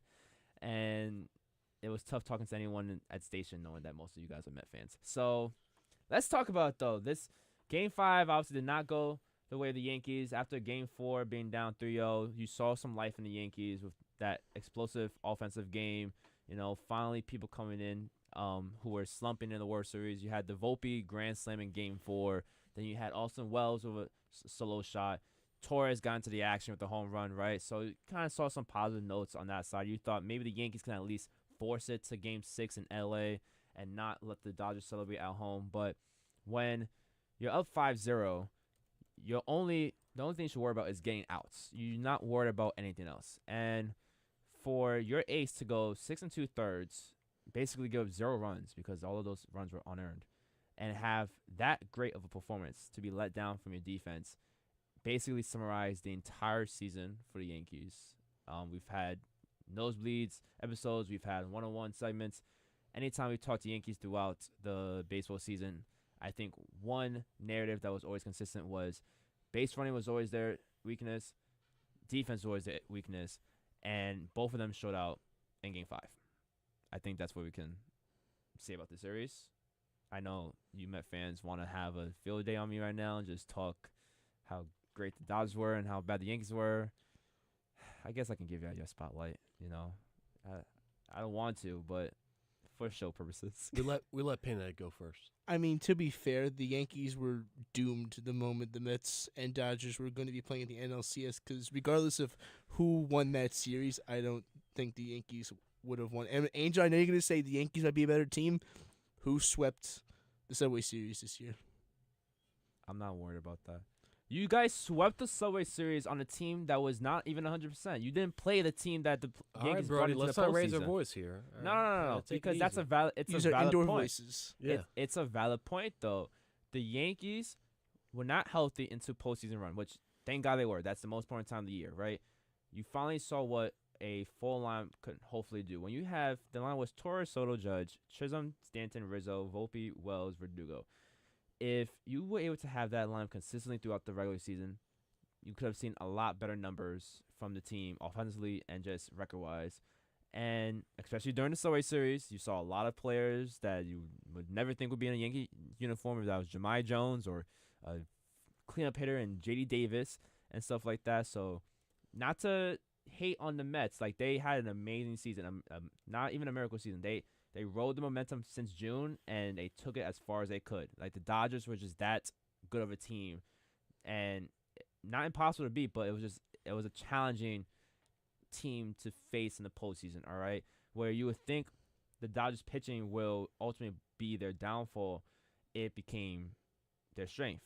And coming into the series, the Yankees, I thought, had the favorable matchup with the pitching, because for a team to only have 3 starters in a 7-game series, and you're already going to a series knowing that there's a guaranteed bullpen game, which thank God the Yankees won that game, you would think you just get to at least 1 to 2 of the starters. Then now it's a 2-2 series, and then now anything can happen against when you see the starters again a second time around. And that's exactly what happened in the start of Game 5, right? So Flaherty, he basically shows off why he was an ace this year for the Tigers, and when they acquired him for the Dodgers, he showed why he was a great pitcher. I mean, he basically shut down the Yankees in Game 1 if it wasn't for that Stanton 2-run shot. And even the Stanton 2-run shot wasn't even a pitch in the strike zone. That was just something low and inside where Stanton actually loves hitting balls out from that viewpoint. And for Flaherty to barely get out of the second inning because he gave 4 runs, you would think, all right, second time around you see Flaherty, you had an offensive outbreak, you should win this game. And now you would think, go back to L.A., you have Yamamoto for Game 6. You saw him twice already, maybe make an adjustment. You have an angry Rendon if you could have gone there, and then Game 7, anything can happen. Like, that's, like, as a Yankee fan, in all honesty, like, once we became down 3-0, it hurt, but I wasn't going to be one of those delusional fans who were like, all right, yeah, Yankees in 7, we are going to win 4 straight. Nothing's going to stop us. In my opinion, I would say I'm still sad that the Yankees lost, but if we could have made it at least a Game 6 back to LA, I would have felt a little bit less, upset or depressed with the Yankees' performance, because, at least they pushed the team to 6. At least they, took care of home field, but it just wasn't that way. And one thing that I actually want to mention in terms of home field, it was very crucial in this series because, even though the Dodgers, yes, they overtook us on the road and all of that, the Yankees were only 4 games back from the Dodgers. And a lot of those scenarios during the regular season that I kind of like pinpoint and go back to is we had a closer in the name of Clay Holmes for the majority of the season who blew, I believe, 11 or 12 saves, maybe even 13 in the season. And we're talking if Clay Holmes even cuts that number in half and let's just ballpark, let's just say he blows between 5 and 7 saves. The Yankees have a better record than the Dodgers. They have home field now. It could be a whole different ball game. That walk-off doesn't happen. Even if the Grand Slam happens, it could still be a different ball game with us at least having the last shot and having the 4 games at home. So it's just little things like that where the Yankees just were not able to capitalize from the beginning of the postseason, and then once we get to the World Series, it was like the Yankees lost their offensive stroke because this is a team that can average 5 runs a game. The pitching was amazing. Like, Garrett Cole was great, game 1 and game 2. Rendon had a iffy start game 2, but he kept the Yankees in line to still come back, and that's all you ask for with starting pitching. Clark Schmidt, I never liked against the Dodgers. I always saw that game being an L for the Yankees no matter how the series went, and I really thought Luis Gil was the X factor because Luis Gil can dominate a lineup with his stuff. He has that kind of stuff, but then when he has command issues, then that could be another story. And obviously with the Gil start, he lets Freeman get ahead with the 2-run home run, but then kind of sells in after that and keeps the Dodgers shutless, which is something that he can do to any team. So pitching-wise, the Yankees were great. Even the bullpen, like you had Clay Holmes, who all the noise came into from the regular season, like who is he going to be in the postseason? He was good. Luke Weaver was good. Tommy Kingley was good. Even Mark Leiter, who wasn't even supposed to be in the roster, he was good. You know, like Cortez, after the one fall off in game 1, he comes back. He was good. Tim Hill, he was good. Like, I'm just naming player after player on this bullpen who just really try to give it their all for this Yankee team, and they showed it throughout the postseason. And for the offense to just really disappoint the pitching and how the Yankees practically kept a juggernaut from scoring and breaking through games, I mean, that's a win-win. So when we come into the show today, I know I was ready to come in with a Yankee jersey, hoping that tonight would be Game 6. I was like, you know, during pre-pod, I was happy and all that. We were winning. I've been there, Brody. But coming to the show now, knowing that, you know, the season's over, the Yankees are done. Especially, I haven't seen the Yankees play this deep into a year in years. So Since you were a little one. I was 6 in 09. It's been 15 years. I don't remember. Yeah, I was 8. I don't remember 09. Like, I had to watch when I was 7. YouTube highlights just to know, like, even what happened in 09, you know? So this was, like, my first World Series experience. And I'm not going to take it for granted because, you know, you never know when the next time your team can make the World Series, you know? Like, the Mets last minute in 2015, you don't know when the next time they can make it. We all hope we can get a remake of the 2000 World Series, no matter which way it can go here at the radio station, you know. But I've been riffing a lot. I kind of want to get your guys' takes on the World Series, how the Yankees offense kind of planned out. I think this segment is just really a remorse for Yankee fans and just to cap off an amazing baseball season, which saw the most parity we've seen in ever, not even years, just ever. I'll go to Ben, Bradley, like whoever wants to chime in here. Look, I think, you know, particularly when Aaron Judge was on a tear late in the regular season, there was, you know, part of me that was saying, you know, if they're going to win, this is going to be their year. But there was also part of me that was doubting if they could fully get it done, Brody, because when I looked at this Yankees team, I saw weaknesses, glaring weaknesses with the pitching staff. Also the fact that during the regular season, throughout a lot of the regular season, you know, Verdugo was good in this postseason. This Yankees lineup, besides obviously Soto and Judge, was not that impressive during the regular season. So for me, it's like that's the alarm bells are going off with that. Then they're heading in. The Royals give them more trouble than they thought they would. Then they bounce back versus the Guardians. And then against L.A., you know, I just think when you look at players like Freddie Freeman, just torturing opposing pitchers, the amount of clutch hits and home runs that he got, and he did the same thing versus the Mets. And he's a great player. I remember him torturing the Mets when he was on the Braves, you know? Yeah. And sometimes you'll have that in the World Series where the guys who perform are not the guys who you think will get the spotlight. And sometimes the people you think will get the spotlight were not in the spotlight. I know Ohtani didn't actually play very well. And Judge, besides that home run, Judge was bad. I will admit, yeah, Judge was bad in the postseason. He had somewhat of a breakout game in Game 5, going 2 for 3. Not just the home run, but also the double in his last at bat to hopefully tie the game.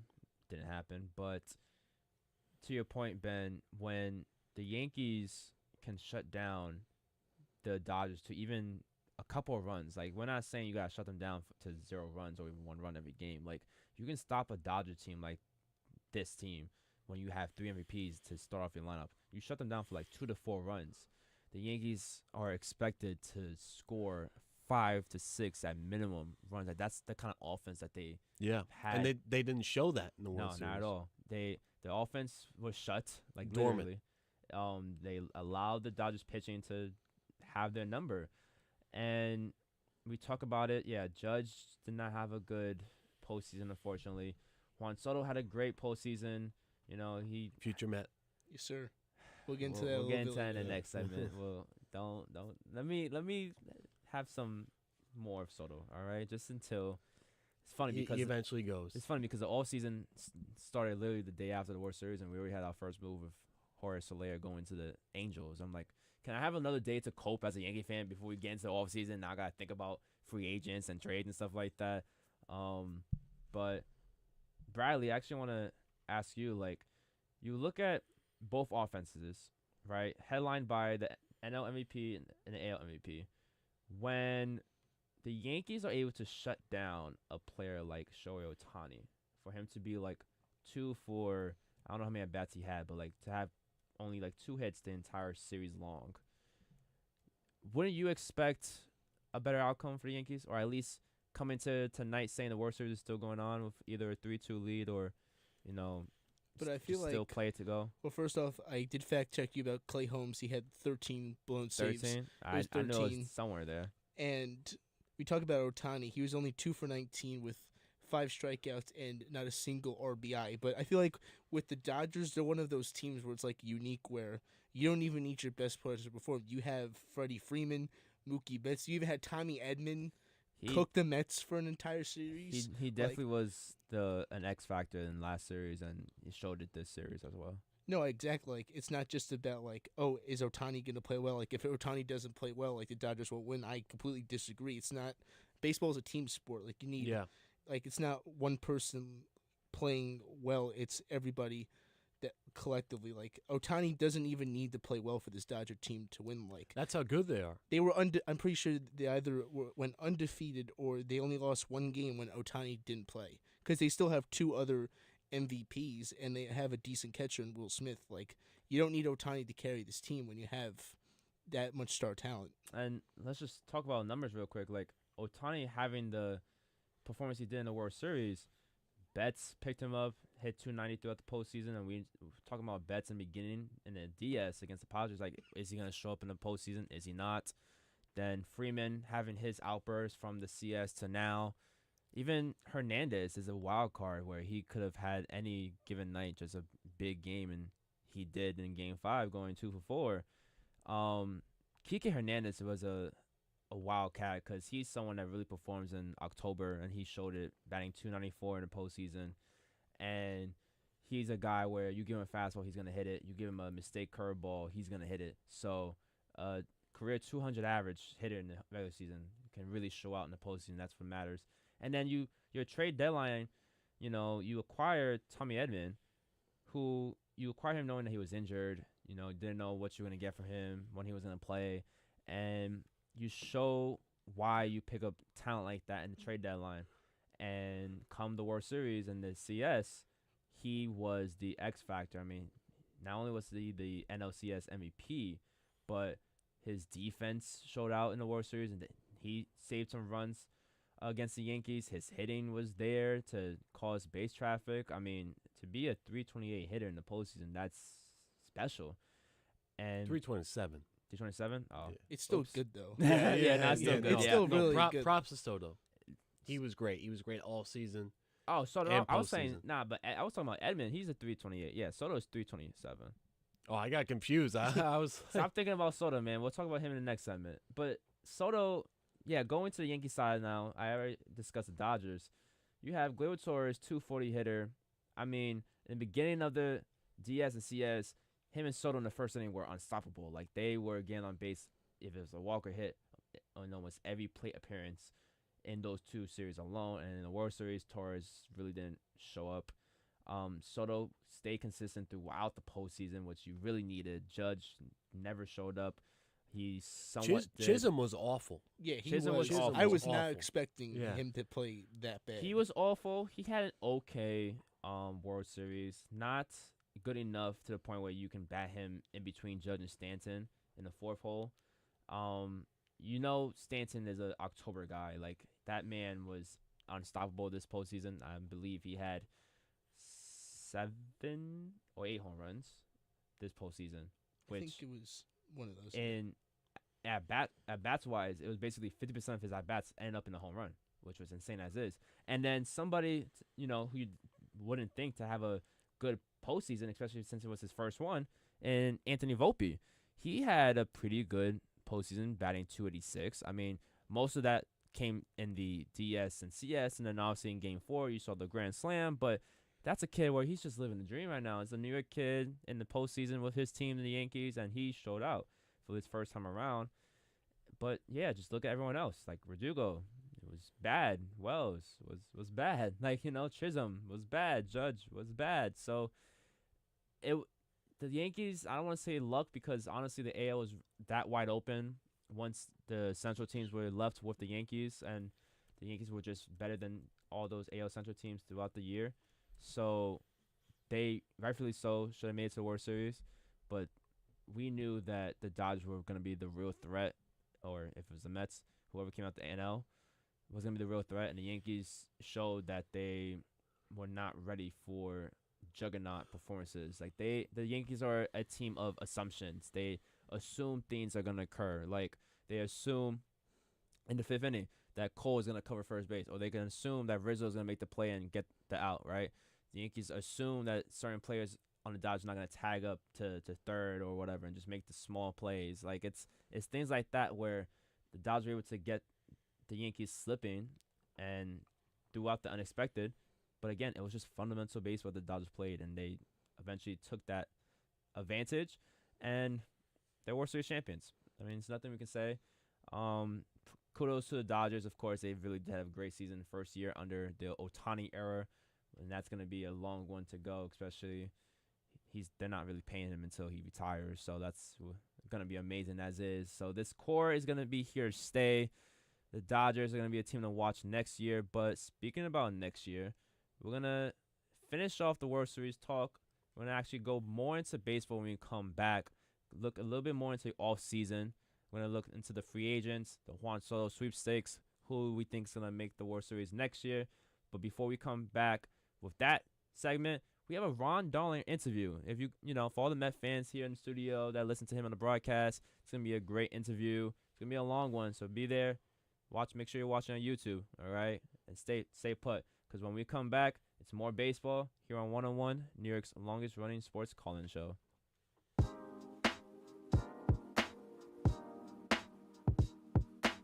Hey sports fans, it's Bobby C. I'm the sports director here at WFUV.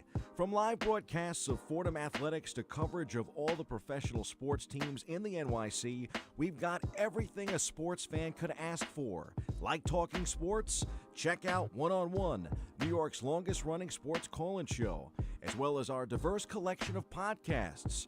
If you're a Fordham student interested in joining our program, feel free to shoot me an email, bobbyc@wfuv.org. And as always, thank you to all of our listeners who support us every week. 90.7 FM is the home of WFUV Sports.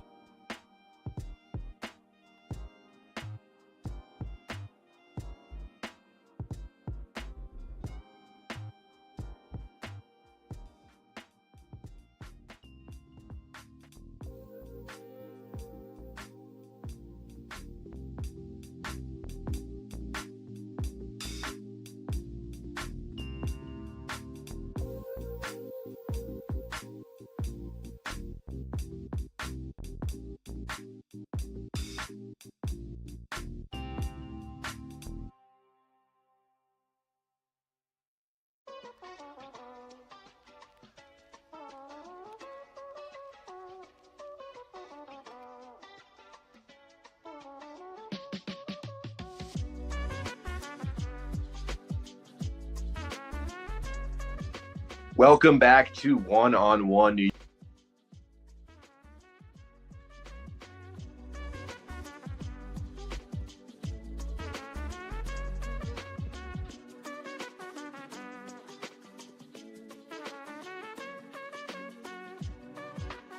To his work with TBS and MLB Network during these MLB playoffs. It's Ron Darling. Ron, how you doing this morning? I'm doing great, guys. Thanks for having me on. It's a real honor. Yeah, thanks so much for taking the time to do this. You know, Ron, you've been doing color commentary now for SNY since 2006 and nationally for TBS since 2007 for both playoff games and regular season games. I'm curious, is there anything different about the way you prepare for and approach a Mets broadcast on SNY versus a playoff broadcast on TBS? That's a great question. No one's really asked me that before. Yeah, I do. For a Mets broadcast, I probably have 20 anecdotal or things I want to talk about prepared and ready to go for any broadcast. If I get one or two in, that's amazing. But I have them ready just in case we have a blowout game or a bad game. The SNY booth has evolved into a real entertainment vehicle. You know, if the game is not great, I think it's really important for us to keep entertaining the people that are watching. And between Gary, Keith, and myself, we have enough years of experience that it's 6 degrees of covering just about everything. So we have a chance to cover a lot of stuff. On a national broadcast, it's just different. I feel like I'm a caretaker for the history of these young players that are in the game. And anecdotally, unless it really works, I will go there. But for the most part, I'm really trying to present the game. You know, the people that are watching are people that are really interested in that team, the members of that team, and the play that's going on in the field. So I concentrate more on the field. Now, if there's a no-hitter or a huge game going on for the Mets, then I'll go into like playoff mode. But unless it's like that, it's more fun and casual, the SNY broadcast, and it's a little very serious on the postseason. Ron, I wanted to pivot to one quick question about your playing career, and I do understand how poorly placed my Red Sox pennant is on my wall when I ask you this question, but I wanted to know what remains the most etched in your memory from not only receiving the news that you were going to start Game 7 of the '86 World Series, but also just getting to pitch in that game. Well, you know, I'm from a little town outside of Worcester, Mass, Millbury, Mass, and I grew up right behind Holy Cross College. And I grew up, I fell in love with baseball because of the 1967 Red Sox. So that was the weirdest thing. And it was really, I can't even come up with another word. It was just so weird that I would not only play for a team like that wasn't the Red Sox, but that the first time I'm in the World Series, I'm facing the Red Sox. And it wasn't really Game 7 as much is that, you know, I started games 1, 4, and 7, something you don't really hear about today, in the matter of 10 days. So that to me was the surreal part, is that not only did I get to start a 7th game, but I got to start against the Boston Red Sox in a World Series 3 times in 10 days. That's like Walter Johnson stuff, you know. Yeah. That's old world baseball stuff. And I don't know how many people have started 3 games on World Series since then, but I'm sure it's not many. Now, headed back into broadcasting, next season you'll be approaching your 20th year of calling the Mets with Gary Cohen and Keith Hernandez. And you guys have obviously, you know, secured your status as one of the most beloved booths in the sport of baseball. What does approaching this career milestone mean to you guys? Boy, it's I mean, we would say on air, the funny part is that it means just that we're getting old.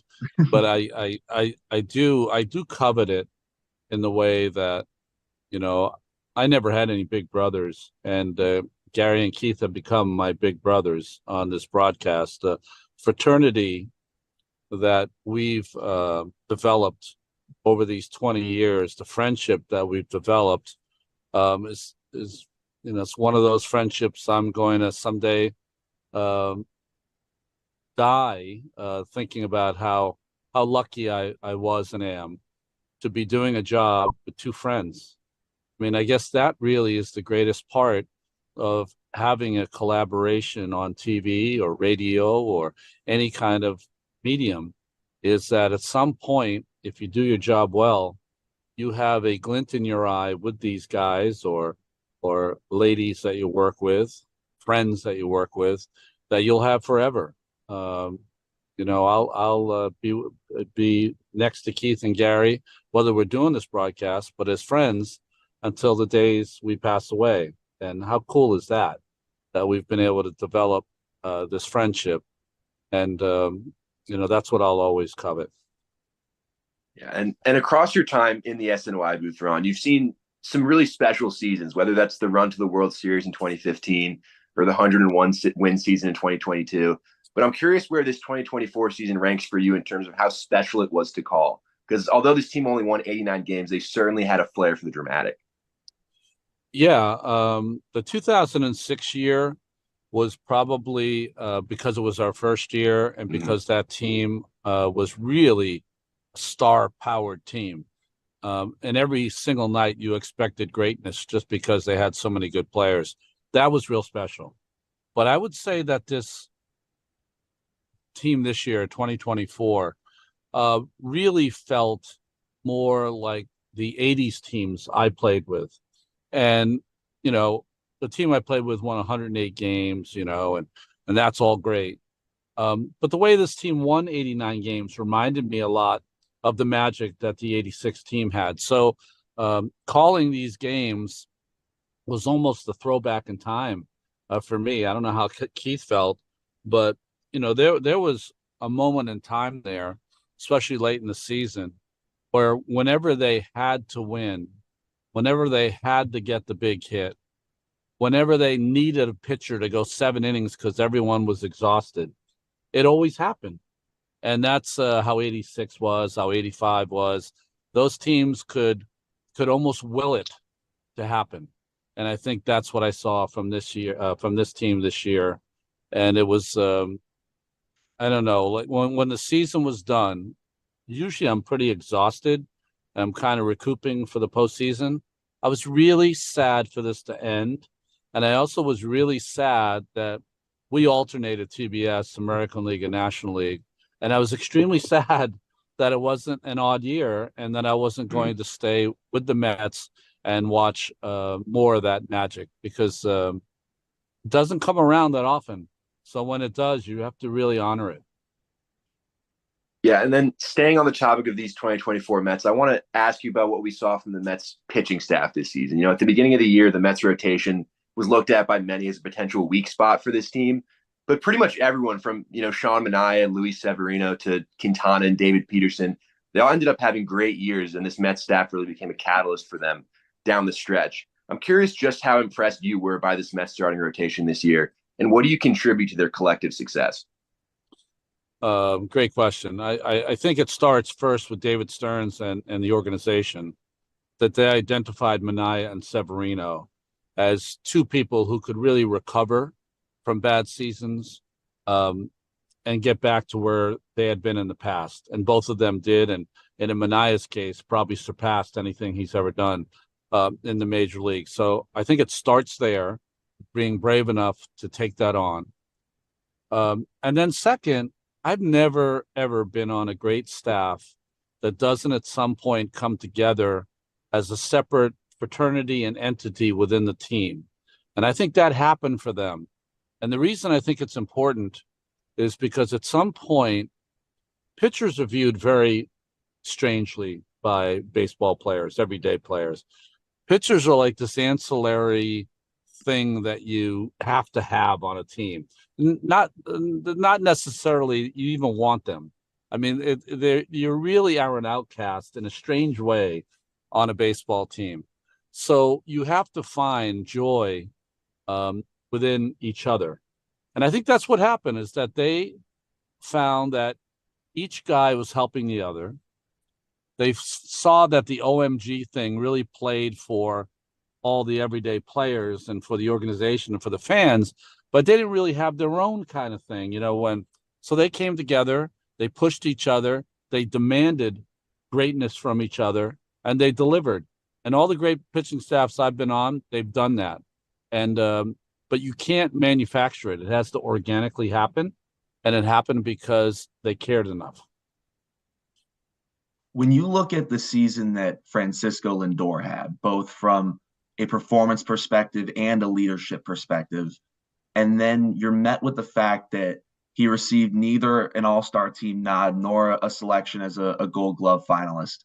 And then you look at all of the, just amazing postseason moments that he provided just in this season alone.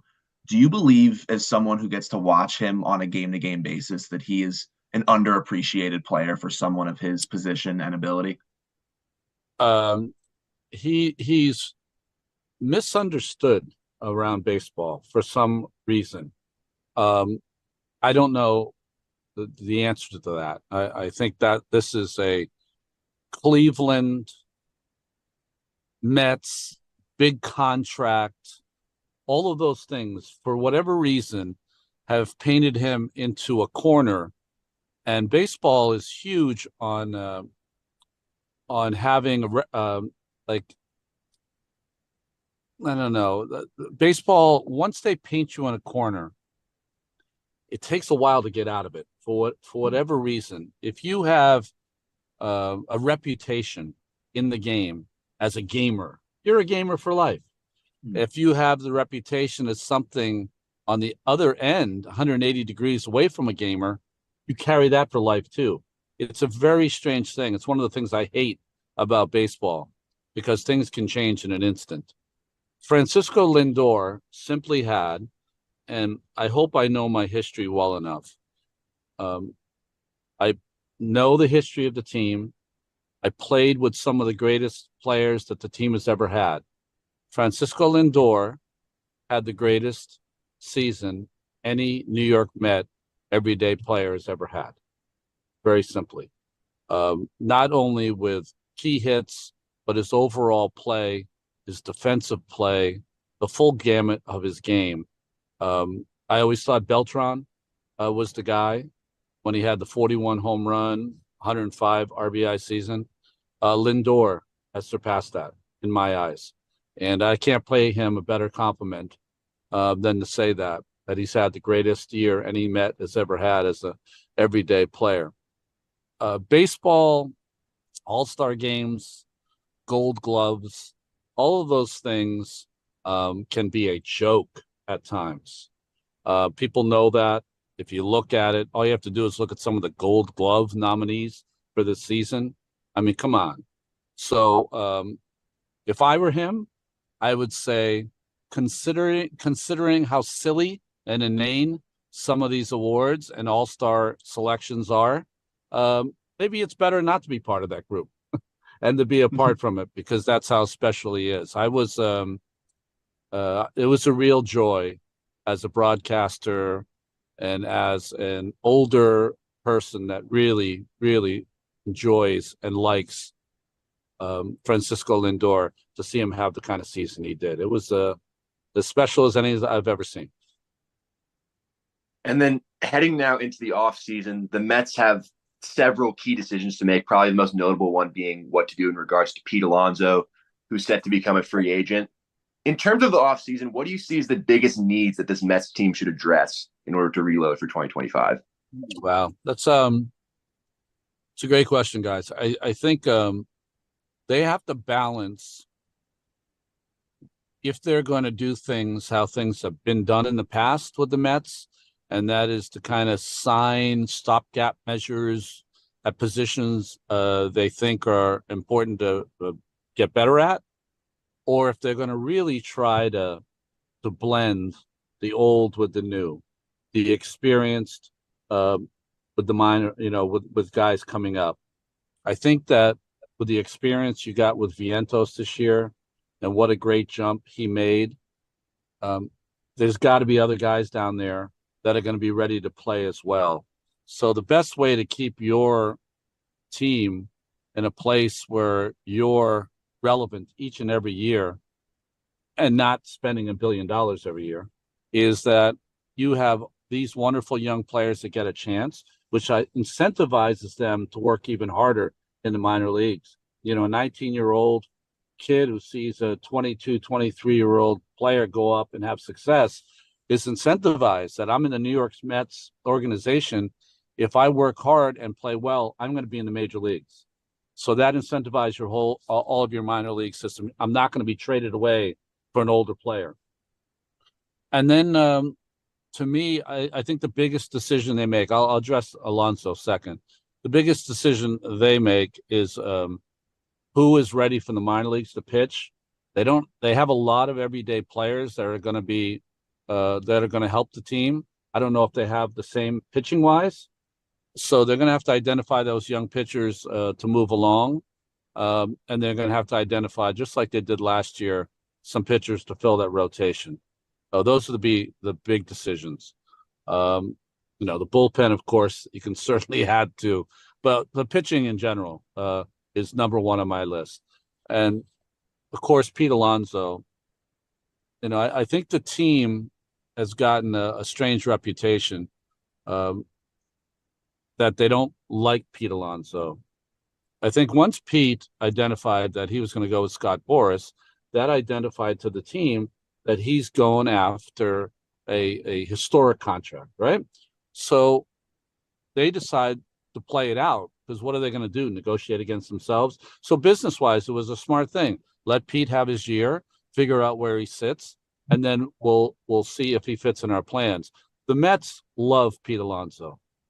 The problem is they love him at a certain price. And if Pete, because of what he did in the postseason, I think he's going to get a couple of 2 to 3 offers from 2 to 3 teams that are going to be way north of what the Mets identified Pete's value as a player. That'll be the problem. If he doesn't get a ton of offers, I would expect him to be back in a Mets uniform. But I think because of the postseason and because of his season, even if you don't think it's a great season, there's not many people that can hit 40 home runs or close to 40 that he's going to get 2 or 3 big contracts. Offers, anyway. Obviously, this year's Mets team is deservedly remembered for their triumphs, but I do really quickly want to talk about where you think things went wrong for them in the NLCS, because the series really did end up just kind of being an exchange of blowouts between the two teams. It was kind of interesting. Usually when a series goes 6 games, usually a 6 or 7 game series, you look back on it and it's like, damn, that was a great series. It was kind of weird with this one where it wasn't a crazy competitive series, but yet it went 6 games.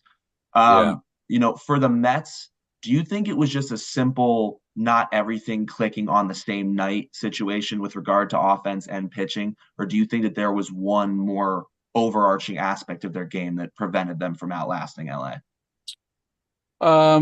Yeah, I mean, you guys are much too young, but when you get a chance, you guys should Google the 1960s World Series, Yankees and Pirates.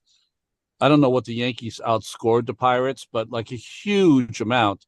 And the Pirates, of course, won the World Series on the Bill Mazeroski home run. But it reminded me a lot of that series, of the Mets-Dodgers series. I think what happened in that series is modern baseball. And what do I mean by that? Well, both bullpens were in such a way because they did not get enough innings from their starting pitchers. Both bullpens were organized in such a way that they had their A pitchers, I call it the circle of trust, the guys you want to use when you're going to win a game. And then you have the other pitchers that you use when you're not chasing the win, when you think that the game is one you have to punt on and regroup tomorrow. And I think that's what happened in that series, is that both teams identified early in games that, all right, we're down by 4. We're not chasing the win here. And those games got out of control.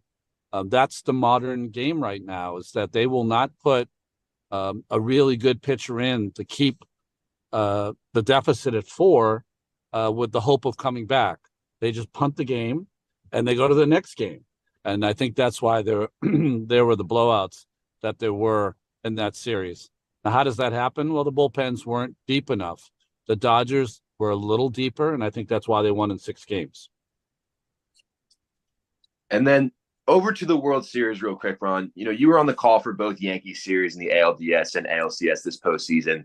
And at this point, the struggles of Aaron Judge in the playoffs so far have been no secret. He's gone from being the best hitter in baseball during the regular season to really struggling here at the plate during these playoffs and then now during the World Series. I'm curious if you have a take on what's going on with Aaron Judge right now, because it's no secret just how electrifying he's been at the plate during the regular season versus how kind of lost he's looked during the postseason. Yeah, well, what has happened to Aaron is what happens to a lot of great players. If you look at the numbers from 1996, I think, to 2000, Barry Bonds was a 200 hitter in the postseason. Willie Mays hit around 200 in his postseason games. So it's happened before, okay, to some of the greatest players that ever played. What has happened now for Aaron, because I think he's going to be playing in his 56th game tonight, is that there's such, usually it's a small sample size, but now it's not so small. It's a larger sample size. And when things get like this, we try to identify that there's got to be some unbelievable underlying reason. And usually it's just very simple.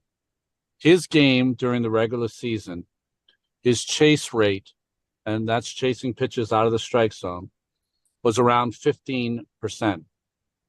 His chase rate in the World Series right now is around 35%. So if you just look at those numbers and you like information and you're keen to analytics, it's very simply, you're only as good as the pitches you swing at. No one better exemplifies that than Juan Soto, right? So if you swing at bad pitches, you're going to have bad numbers. And that's kind of where he's at. Now, the question is, how does a great guy, a great player, historic player, maybe one of the best players to ever play, get in a rut like this? And it's the human condition, is frustration. No one knows his numbers in the postseason better than Aaron Judge. He knows his numbers, and for all hitters the human condition is that you try to make up for it by having the best at bat, by hitting a home run every time you come up, and those things have to change for him. I think one of the best games he had against Cleveland, he walked twice, scored 2 runs, and hit a sacrifice fly. I think he probably knows this, but someone should reinforce it, that these teams, the Dodgers, and before the Cleveland Guardians and the Kansas City Royals, they're going to pitch him like that. He is not going to get pitches to hit. The 2 walks, 2 runs scored sacrifice fly game might be all that they are giving him. Think about it this way. If he stopped chasing against the Dodgers and didn't swing the bat once in the first 2 games, he probably would have walked 4 or 5 times. I mean, that sounds crazy, right? That you would do that. But that's what they're doing. They're pitching on the fringe of the strike zone. He right now is kind of getting himself out by chasing those pitches. Until he stops chasing, this will continue. But once he does, if I were him and if I were talking to him, I would say there is no way you can better your postseason numbers in this series. Not going to happen. You play too many games, too many bad numbers. You're not going to be able to change your postseason numbers. But you could change the arc of this series. And it would be a more humble approach. It would be an approach where he spends more time on the bases. He might steal some bases. He's going to score some runs. He'll drive in an occasional run with a sac fly. They're not giving him anything to hit. So make the most out of nothing and let your teammates get the job done. Maybe that's what needs to happen. And lastly, just to kind of put a bow on things, in the first 2 games of this World Series, you saw some pretty gritty and timely hitting from LA, along with a pretty healthy display of power, plenty of long balls. But, we've known that they're one of the deepest batting orders in the league, and they've continued to prove it throughout the entirety of the playoffs. What do you think the Yankees staff has to do in these remaining games of the series to sort of neutralize LA's near constant offense? And ultimately, do you think they can? Yeah, they can. They can. The strength of the Yankees coming into the series, the glaring strength that they had. Let's say that both lineups are deep and strong, because they are. Let's say both bullpens are really solid. They are. The biggest strength the Yankees had is that they had 4 starting pitchers to start this game that are all good. You can say that Garrett Cole should have been pushed in the first game, taken out after 88 pitches. So that strength in game 1 was negated. Rodon didn't pitch well in game 2. But as the Dodgers get deeper into this series, they're going to have a couple of bullpen games. And the Yankees are still throwing Clark Schmidt, who's a talented young pitcher, and Luis Gil, who might be the rookie of the year. So as they get into this series, and now they've got to win tonight's game, obviously. They got to win game 3.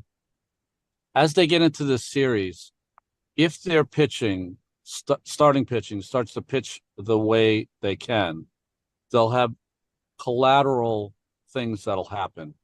One, they'll be in the game for the first 5 or 6 innings. They're going to be at home, which gives them an advantage. Their bullpen won't be as used as the Dodger bullpen. And if they get this into a deeper series, then all of a sudden they have the strength. So 1 win tonight for the Yankees changes this whole narrative. Clark Schmidt is a very talented pitcher that no one knows about, and he could throw a gem. And for the Dodgers, haven't seen him a lot. I think that's a positive for the Yankees. But if the Yankees win this series, it'll be because of that great strength that at some point you're going to see Schmidt, Gil, Cole, and Rodon again. I really like their chances. And that will just about do it here for our time with Ron Darling. Ron, thanks so much again for taking the time to chat with us. Guys, anytime. Thank you very much. We'll be back with more one-on-one after this short break.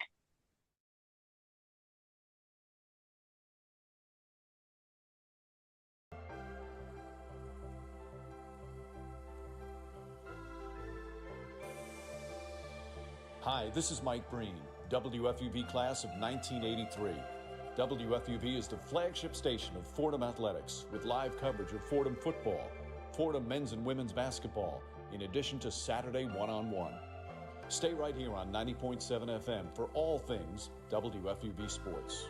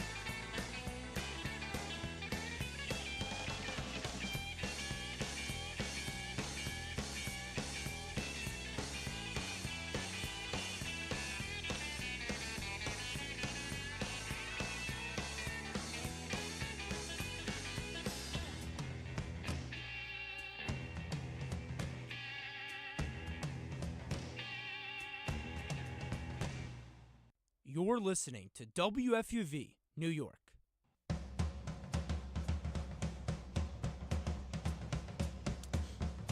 Welcome back to 101. You just listened to an interview with Ron Darling, Mets broadcaster right there. You do see him in the ALDS and ALCS and the broadcast team as well.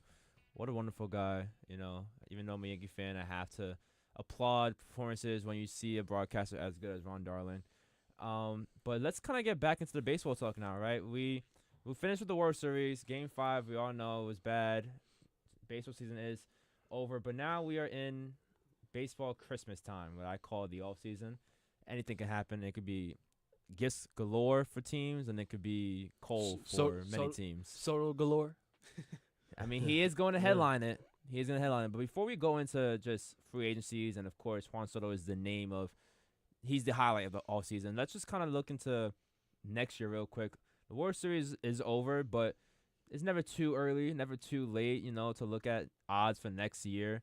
You know, I'm a betting man myself. I know, Ben, you're against it. But for purposes of, you know, just seeing what the popular vote is in Vegas, the Dodgers do come out at plus 400 to go back-to-back. And we haven't seen a team go back-to-back in baseball since the Yankees dynasty in the late 1990s and 2000s. And Yankees right there at plus 700. Then you have the Atlanta Braves at 750.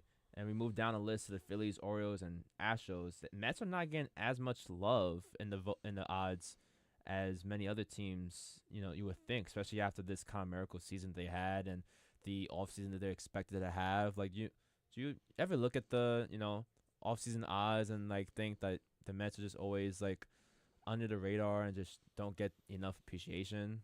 Especially you two being Met fans. Like, you ever go into offseason, like, put some more love on the Mets?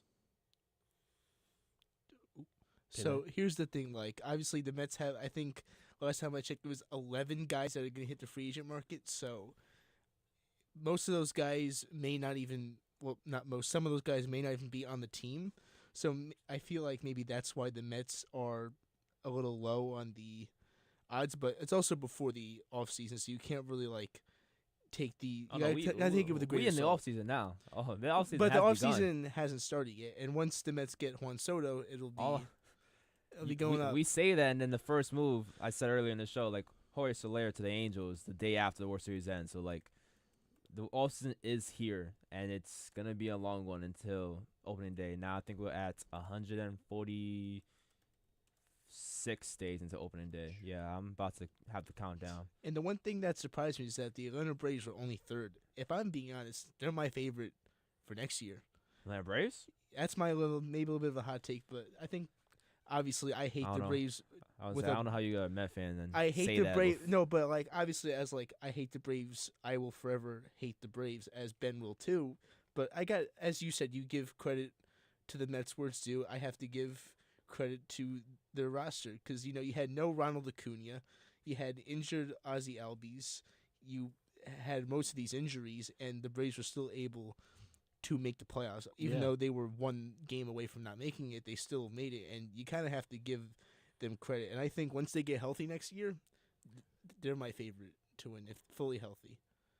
But obviously, if they're plagued by injuries again, then it makes it difficult for them to make a World Series run. But as of right now, if they can stay fully healthy all of next season, they're my favorite. To not just to win the NL East, but to make the World Series. Win the World Series. Win the World Series. That's bold.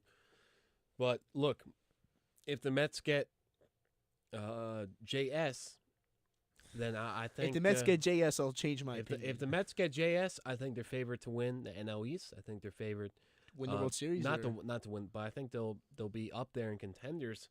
And I think the Mets are in a good spot. You know, this past year was supposed to be a rebuilding year, and they squeezed out 89 wins and an NLCS appearance. I mean. That's it's nothing to sneer at, and you know, I think it all depends on what moves they make this offseason. Pete Alonso's a question mark. There's been some talk about the Mets and the Yankees almost trading. The Yankees getting Pete Alonso, the Mets getting Juan Soto. I'm sure that's probably a trade you wouldn't want to make, Brody. I hate that. I would hate that. I'm sorry. Yeah. Nothing against Pete Alonso. Yeah. He's a good player. Yeah, but in the NL East, Marlins are trash. The Nationals are trash. The Phillies are trash. Well, the Phillies, I think their Well, window. they're not trash. No, then of course not. But I think their window was this year and this past year in 23 and 24. They didn't capitalize on that time, and I think the Phillies may have missed their shot. Even with Bryce Harper, even with the roster they have, I think their window maybe has closed. And I think if it's going to be someone coming out of the NL East, it's either going to be Atlanta or it's going to be the Mets. And that's just what I see. You can still look at that Phillies roster. Most of their star players are over the age of, I believe it's 31 or 32. Someone fact check me. Yeah, but that's why I say the window's closing. Yeah, the window. I think this was the year, and I don't see Philly doing what they did these past years, because this past year lost in the NLDS. Year before lost in the NLCS. The year before that lost in the World Series. So they've had plenty of opportunities with, Kyle Schwarber, the strikeout king, Bryce Harper. You got oh my gosh, I'm like Trey Turner, Alec Boehm. Like you have all these guys that like are actually good, but I think this past year was like the year that they had to win, and I just think it's over for the Phillies, because you can't rely, like, it's same thing with like the Lakers a few years ago. You can't rely on a bunch of old geezers to carry you to a championship. Yeah, y'all bring up valid points. I think the Phillies are always going to be that regular season team where they look dominating, they have the pitching, they have the hitting to go through the 162, long grind of the season. But when it comes to the postseason, where you have to you kind of have to change not only your mentality, but like just your baseball lifestyle to an extent, because every team is going to play like to the book. Like they're going to throw out like very small little unexpected windows that if you don't catch and you just continue trying to be the powerhouse or juggernaut that you were in the regular season, it's just not going to plan out. I mean, we saw in the World Series, the Yankees were basically the juggernaut of the AL, and come the World Series, they looked not even close to the competition of the Dodgers, because the Dodgers did every little thing right. And that's something you can say with the Phillies when they lost to the Mets. The Phillies thought that they were the juggernaut against the Mets, but the Mets did everything right. They did the little things that matter to scrap up runs, and the pitching was there. So it's always, when it comes down to it, postseason baseball, it's always a fun time of the year, and it's the matter of who's going to do the extra step to succeed at the end, because you can be the powerhouse team throughout the regular season and rely on what has gotten you to the postseason, but if you don't adapt and try to play to every out, every 27th out, then the recipe is not for success. You're just going to get bounced in the first 2 rounds, and you're going to end up calling your season a failure. So, moving on from the odds, right? I mentioned Dodgers, Yankees, and Braves are the top 3 in the odds makers, but to even get to the World Series, it's about the team you put on the field next year, right? And since we're at the offseason, the talk of the town is about the free agents. The one who highlights the free agency class, you said it, Mr. JS, Juan Soto is finally a free agent after having a historic season with the Yankees, career numbers and home runs and everything when it came to the offensive side of things. But Juan Soto can truly make or break a World Series contender based on the team he goes to. And when I look at the odds based off Fox Sports, I'm pretty sure these are DraftKings sporting books as of yesterday. Yankees are the heavy favorite at minus 225. Mets behind them at plus 380. And then the Dodgers and Blue Jays in the top 5 of teams at plus 650, and the Blue Jays at plus 1,500. What do you think of the Blue Jays, Brody? For Juan Soto? Yeah. I don't like it. Like, I'm not saying that because obviously the Blue Jays are in my division, but the Blue Jays are a weird team where they're supposed to be good. They have the talent in Vlad Guerrero. They have Bichette, right? And they were never able to make that tandem work. So, and their pitching is getting older and worse. Like, nothing on that Blue Jays team strikes fear to the opposing team that you believe this team can bounce back from their hideous season last year, right? It's all noise at this point with the Blue Jays. Vlad's always gonna have a good year. He had a great year towards the end last year, and that made it an overall success for him. But the Blue Jays need a lot more than Juan Soto if they were to somehow get them to even make any noise in the division alone. When you have the Yankees and Orioles really in the prime of trying to make the World Series right now, Dodgers are there because they spend money on any name that is living and breathing in free agency. They spent over $1 billion last offseason, and look what that led them to a World Series championship. So you can call it, a terrible move on ownership side to allow a team to spend that much money on players, but at the end of the day, it led them to a championship ring. And then the Mets and Yankees have always been the back and forth talks between who Juan Soto will go to, because if the Mets give him the money, he would go there. If the Yankees give him the money, he will go there. Nobody really gets the advantage, even if he's played for your team. And then I want to say a wild card team in the odds right here are the Chicago Cubs, which the Chicago Cubs are an interesting team. They, obviously they don't make the playoffs this past year, but if you look at their roster, the roster has potential. They were definitely looking to rebuild, I think, after the trade deadline, after acquiring Isaac Paredes from the Rays. But Juan Soto on the Cubs, it wouldn't make noise, in my opinion, for them making they could make the postseason, but not a long postseason run. I think when we go past the top three in the odds for Juan Soto, like Yankees, Mets, Dodgers, once you go down the list, those teams, if they were to acquire Juan Soto, would need to do a lot more to their team just for them acquiring Soto to look like a huge deal for them, that they can actually make a long postseason run. Because, you look at the Yankees, I hope they don't, but if you throw out the same lineup and, obviously add back Soto, you saw what that led them to. It's the World Series, so you would assume they can replicate that. You have the Mets, who were just a few games away from the World Series, and if they add Soto to now that team, they are not complete, but they're, closer than many other teams would be in terms of, how much more talent you would need on your roster. And then the Dodgers. If the Dodgers get Juan Soto, then at this point, I might have to stop watching baseball, because I don't know how you allow this, because you can't have the top four. I feel like I'm playing with the show at this point if you give me Juan Soto on the LA Dodgers. It's kind of like MLB The Show, where you just play practice mode or whatever. That's you just build this absolute dynasty. That's what I'm saying. Have you ever played what was it, franchise mode or whatever? I haven't played MLB The Show in a minute, though. I haven't either, but I used to play franchise mode, and I would just create a stupid Yankee team that would just have every star player on it and win World Series of World Series, and that's basically what the Dodgers are doing. If they were to acquire a talent like Juan Soto, I know the noise is always gonna be out there that the Dodgers are in for top players, but I don't think he'll go there. But Juan Soto is not the only free agent that we have this all season.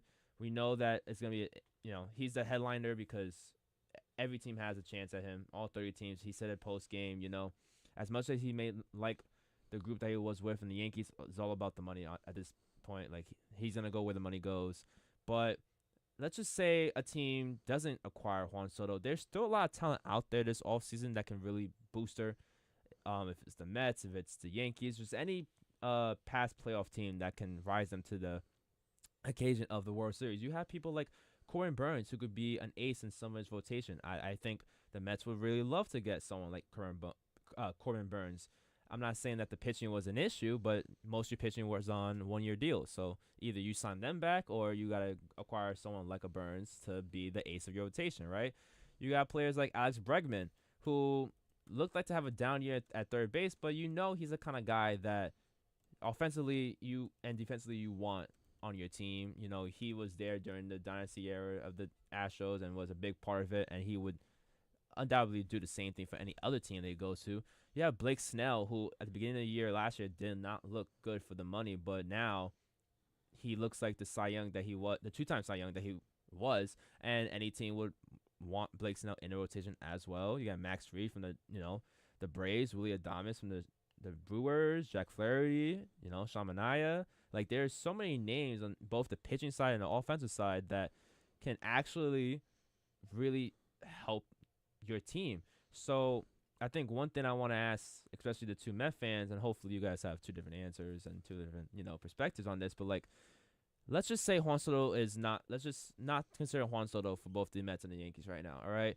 You have the rest of the free agency pool, from the names I mentioned or even the name that I didn't mention, or like a name that I didn't mention is like Anthony Santander, who I think would be an underrated pick for any team who gets him.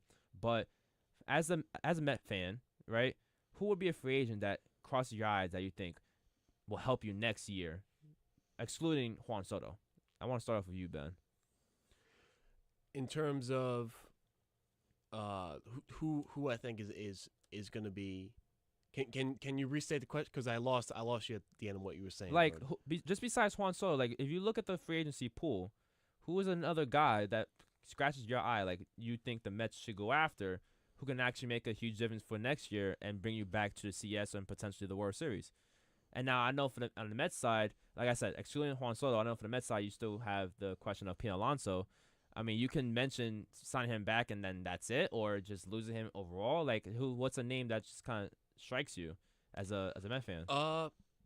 When I look at Corbin Burnes on the Milwaukee Brewers, I think that he's going to be a target this year, starting pitcher.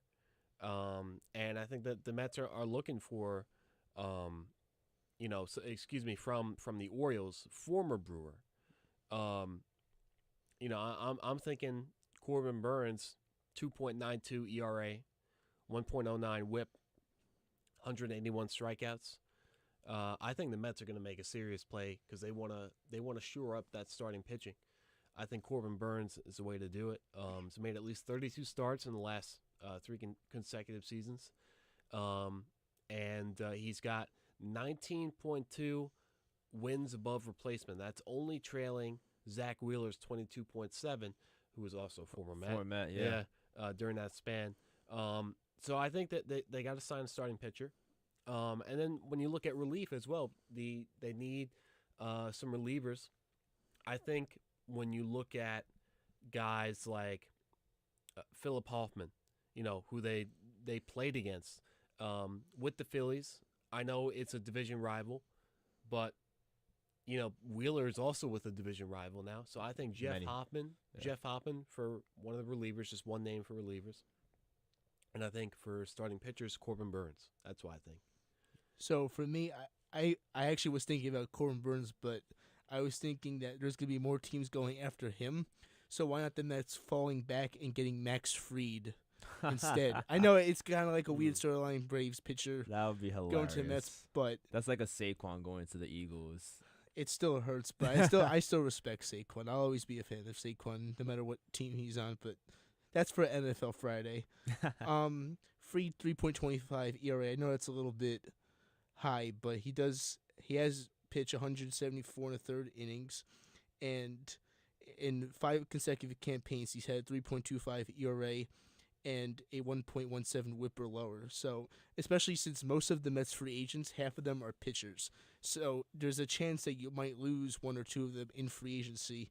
So, targeting another pitcher is something that the Mets really need. And then for an everyday player, I want to say Pete Alonso, but I want to go with, someone who isn't already on the Mets. And you said Anthony Santander. So I'll kind of keep the outfielder thing. I'll say Teoscar Hernandez. They can add more depth to that outfield because you already have Brendan Nimmo, right, who is one of the top 5 left fielders. I'm a very biased Brendan Nimmo fan, so it's kind of hard for me to say stuff about Brendan Nimmo without me being absolutely biased. But I think just adding depth to that outfield is good because Bader was not really good offensively. He had a terrible offensive year, but he's really good defensively, but it's just the offense isn't there. But getting a player who is good on offense and decent on defense is something that the Mets need. Or target a second baseman. I'm not entirely sure which second basemen are going to be free agents. Or you can get an infielder that can turn into second base.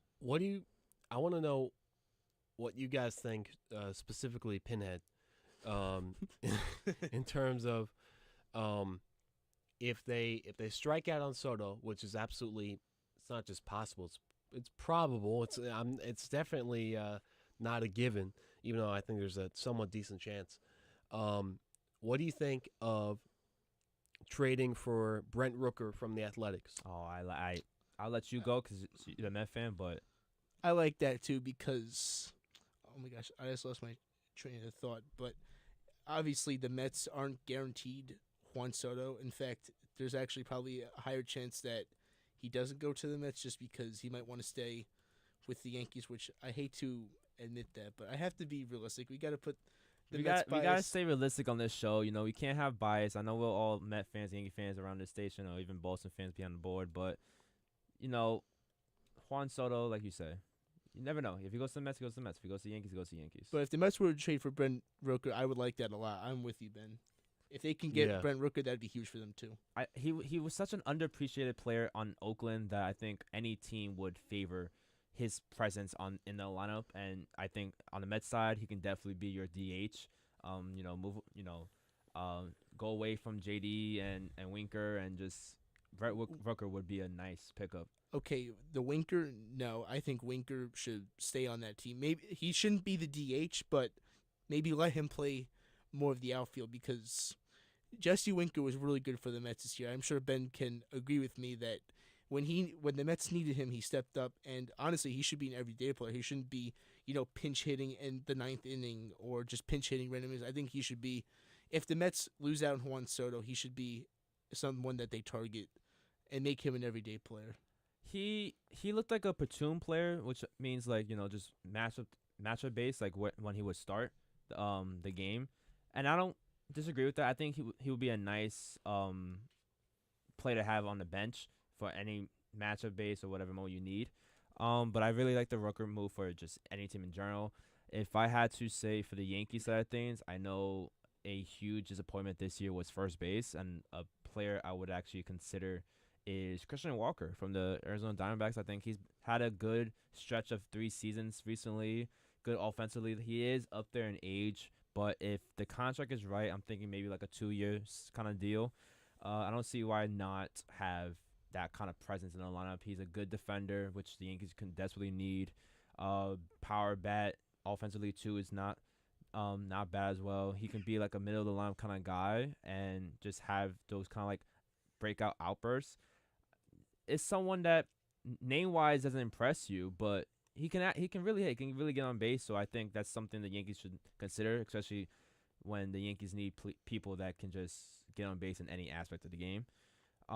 This was a lovely talk. I always love talking baseball.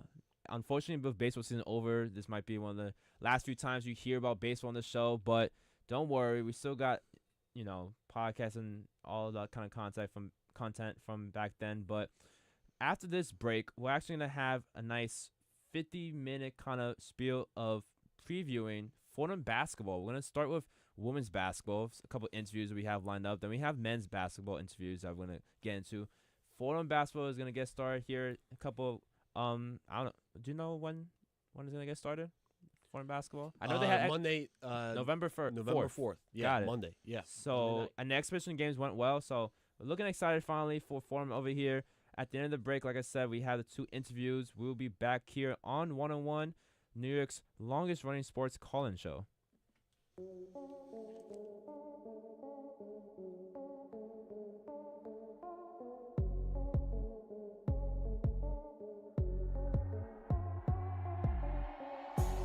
I'm Isabella Terracini. And I'm Barrett Spreitzer. We're 2 of your hosts for College Gridiron, the exclusive home for all things college football on WFUV Sports. Join us as we break down the biggest matchups of the week, Heisman hopefuls, and college football playoff previews. Listen in on Spotify, Apple Music, or wherever you listen to your podcasts.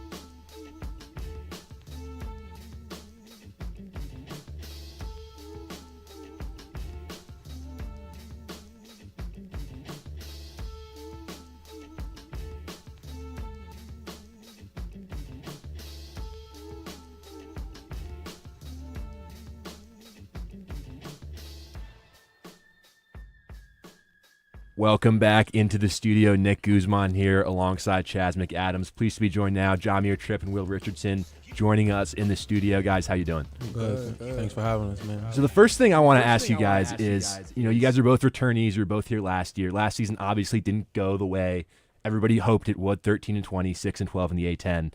I'm curious in your guys' mind, like what went wrong last year and what needs to change after last season. You want to start? Yeah. I feel like what went wrong with our team last year, I feel like talent-wise, we compete with anybody, and I feel like everybody on the team thought that. I just felt like when it came to connectivity and just being one unit and stepping on the same beat, we had trouble doing that. But we had found it at the end of the year where we had won that first game against Davidson in the tourney.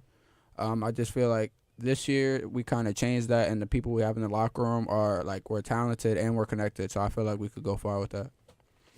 No, yeah, I definitely agree. Just less egos than last year. Yeah. Kind of make it easier. A lot of guys just get along. This year, everything's just way smoother. And that was something we lacked last year. So I definitely feel like this year is going to be way better just because of that fact alone. So obviously losing a lot of, like, your older guys. Like, you lose Kyle. You lose Trell. Like, who do you think stepped up in the locker room, like, to be, like, the guy, kind of like the next man up leader? I feel like Jaffe did a good job with that, but I feel like all the returners kind of have that like mentality. Like we was there last year, we know how it feels, and kind of we just all like step up together. Kind of not like depending on one person, but we all know we have to each other. Yeah, feel me? So kind of that's how I look at it. I feel like I know I gotta go. I feel like I could be a Kyle Rose, he could be a Kyle Rose. Like it's multiple because we always with him last year. We watched him, and I feel like we all got that from him. So I agree with that. I feel like as a unit, like we don't rely on one person to lead us. We rely on each other, and we're gonna lead each other, and we're gonna hold each other accountable, and that's what makes us good. Guys, so many new exciting additions for you guys. Jackie Johnson from UNLV, Matt Zona, who you played with in high school at Bergen Catholic. What impact have these new guys had on the group so far? Big impact. I feel like since the summer when they first came in, like their impact was just like it kind of affected all of us and helped all of us become better players, like all the returners. Like Jackie with his scoring and being aggressive, it helped me and Jaffe a lot. Matt helping with the bigs, helping Abdul, pushing Abdul to be better, pushing Jaden to be better. I just feel like them being with us helped us a lot. No, yeah, definitely. Just know he's a senior. Like it's his last year too. He's coming in greedy, hungry. He's trying to have a good year. He's trying to, and he's always going to push guys like Jaffe and Will at the point guard spot. And that's kind of what it was. Like as soon as they got here, Matt came, push and do. We kind of just had battles like every day in practice in the summer. So that was something that just made us a way better team off the rip first summer session. And you see just walk me through your mentality when you see obviously opening St. John Seton Hall is not like a normal A10 schedule. Like there are not a lot of A10 teams that have the confidence to do that. Like what? Just walk me through your guys' thought process when you first saw that. Blood. Yeah. Yeah, that echoes what we got from Josh. He was like the mentality this year is to kill, and Jaffe is like it's a revenge tour this year. Just like how ready are you guys to when you guys see that you're ranked, the A10 preseason polls is ranking you guys 14th. Like how much motivation does that give you guys to go out and ball? A lot. Like we already at the bottom, so it's just like now we just gotta prove everybody else wrong. So it's kind of only mindset. Like he said earlier, like we knew how good we were last year, even though we had certain obstacles. And now we just got to prove the same thing this year and just actually get it right. So when you're at the bottom, it's only one way to go. Yep. It's up. Yeah. Simple. And even with like all the new additions you guys have, you guys are still returning 60% of your scoring from last year. So in your mind, like how important is that kind of continuity from one year to the next? I mean, it feels good. Like we're kind of living in it right now. Yeah. Just seeing how everyone scores the ball and how everybody kind of knows the plays. It's just something that's easier and is making practices run smoother because we got a bunch of returners, guys that have the knowledge already from last year. So the freshmen are doing a good job picking up what we're trying to teach them from last year because we were already here. So we don't waste as much time going over certain things, and it just makes everything smoother for real. Will, I kind of want to get your perspective because with Tripp out, we've seen like I'm so from what I saw in the preseason games, like RP and Zach like kind of taking some of those minutes. Like how nice is it to know that you have guys like that you can rely on when like a next man up mentality where you can just like go. Yeah, it's really good because like with our team last year we had like next man up mentality, but it wasn't like we're happy for that person. It was sometimes like why wasn't me, and I feel like now like especially with those two guys, Zach and RP, like with Trip being hurt and them picking up, like just being hungry, being ready, and still encouraging Trip, like, yo, we need you to come back. We can't wait for you to come back. Like, that's big. Like, you don't see that a lot. And Jamir, entering year 2 here at Fordham, you're out right now injured, unfortunately, but you were a key contributor as a freshman. So what do you feel in your development is the next step here after a whole year of experience of A10 basketball under your belt? Main thing for me this summer and still now just was shooting. Yeah. That opens up a lot of my game. I was kind of not a slasher, but kind of just like a big guard, playmaker, and I felt like I did those things well last year. Obviously still working on it because everything can be improved, but my shooting, just being able to stretch the floor and not only be one-dimensional and just be able to make free throws and hit big shots when needed. So really just been working a lot on my shooting, like making sure that's always feeling good. So yeah, you guys are both obviously good defenders, but I think you both are on the court to just like put the ball in the basket. And Ergo is obviously a coach that is like defense. You got attitude system and stuff like that. Like, how do you think Ergo has not changed your guys' game, but like made your games more whole, more complete, like as a coach? Because he's such a defensive-minded coach, but also does it like he likes to recruit a lot of on-ball scoring. He's got Jack, he's got Jaffe, he's got you two. So like, how's that dynamic kind of change your guys' game? He made me want to guard. He made me take pride in guarding people one-on-one. Like in high school, my biggest thing where like coaches seen was he's good offensively, but what he could do defensively. So once I got here, like Ergo just pushing me to be like the best defensive player I could be on and off the ball, and like now I'm willing to be a defender instead of just playing one side of the ball. It helped a lot. No, yeah, just knowing that you got to play defense to be on the floor with him, and he gonna let you like rock out because he know we're talented offensively. It's kind of like that's the only thing you have to do is just play defense. Everything on offense gonna come. We've been natural scorers, and the game kind of just flows after just playing defense. So kind of was easy, kind of was simple, but definitely like you gotta learn to play hard when you're coming out of high school. You're the best player on your team. You don't really have to guard the best defenders, kind of things like that. But I feel like that's a competitive edge. Just being able to say you can stop someone is a really good attribute to add to your game. So. And we know Coach Ergo uses the attitude system, and attitude's kind of like the mantra for you guys. But can you guys explain a little bit what that means specifically for the context of your team? Basically, attitude is like moving on to the next play. Like, stuff's not perfect. Stuff not going to be perfect in a game. Like, we're humans. We make mistakes. And attitude is just moving on to the next play, having a next play attitude, doing all the dirty work, the little things. Like we call them attitude plays, like diving on the floor, charges, getting loose balls, like stuff that doesn't show up in the stat sheet. We take pride in doing, and I feel like that's what attitude really is. Like that Ryan Pettis play. Yeah, I was about to say, kid from California. You guys are up, and he's diving on the floor. That was the most hyped play on the back. That was more hyped than the Jackie step back at the end of the shot. Like you guys, like. Do you feel like because I feel like because attitude is obviously under like Jay Wright, and so like his coaching tree, and I feel like there are some schools that kind of take it and are maybe not as bought in. Do you guys feel like the team is like totally bought into attitude this year? You seen that dive? Yeah, that's all you gotta see right there. That dive showed how bought in, and he's a freshman doing that. Like so, like when you see a freshman doing that as a vet and an older guy, you gonna want to play hard for him because he playing hard for you. So it's like that's kind of how it goes. It's like hand in hand. Yeah, exactly. And then for Will, last year wasn't necessarily the season you wanted on a personal level after, really strong freshman season. So why are you personally confident that this year's going to be a bounce back one for you? I'm just a positive person. I always think positive. I always think great place to be. Yeah. One of the biggest things like that I take pride in and preach is great things are coming my way. I put trust in God. I put trust in the work I put in my whole life, and like basketball is something that like it's fun. Like I've been doing it my whole life, so I know great things are gonna come. It's just a matter of time. How cool is it to play with Zona again after being high school teammates? It's great. Like old man. Yeah, that's my dog. Like that's my guy. Like from when I first met him, like when I took my visit to my high school, like I was walking around with him. Like we built a bond that's probably for life, and like. When we're on the court together, like it don't change. Like we know where we know where each other are at on the court. We know our hot spots, and it's just like that's my guy. So you bring a different wisdom, like coming from ACC. Like I know it's like Notre Dame, yeah, and like he was playing like 10 minutes, but like still like 10 minutes a game in the ACC. Like that's like a different breed. Yeah, for real. Like he actually just got on me today. I had done something in practice, and he told me after, like Matt's someone who, even though he might seem like quiet or cool. he'll really get on you if you're not bringing it every day. And, like, that's my vet, like, from when I was in high school. So, like, knowing that he could still do that and, like, maybe, like, RP or one of the other freshmen might not hold me accountable, I know he always will because he's been around me since I was in high school.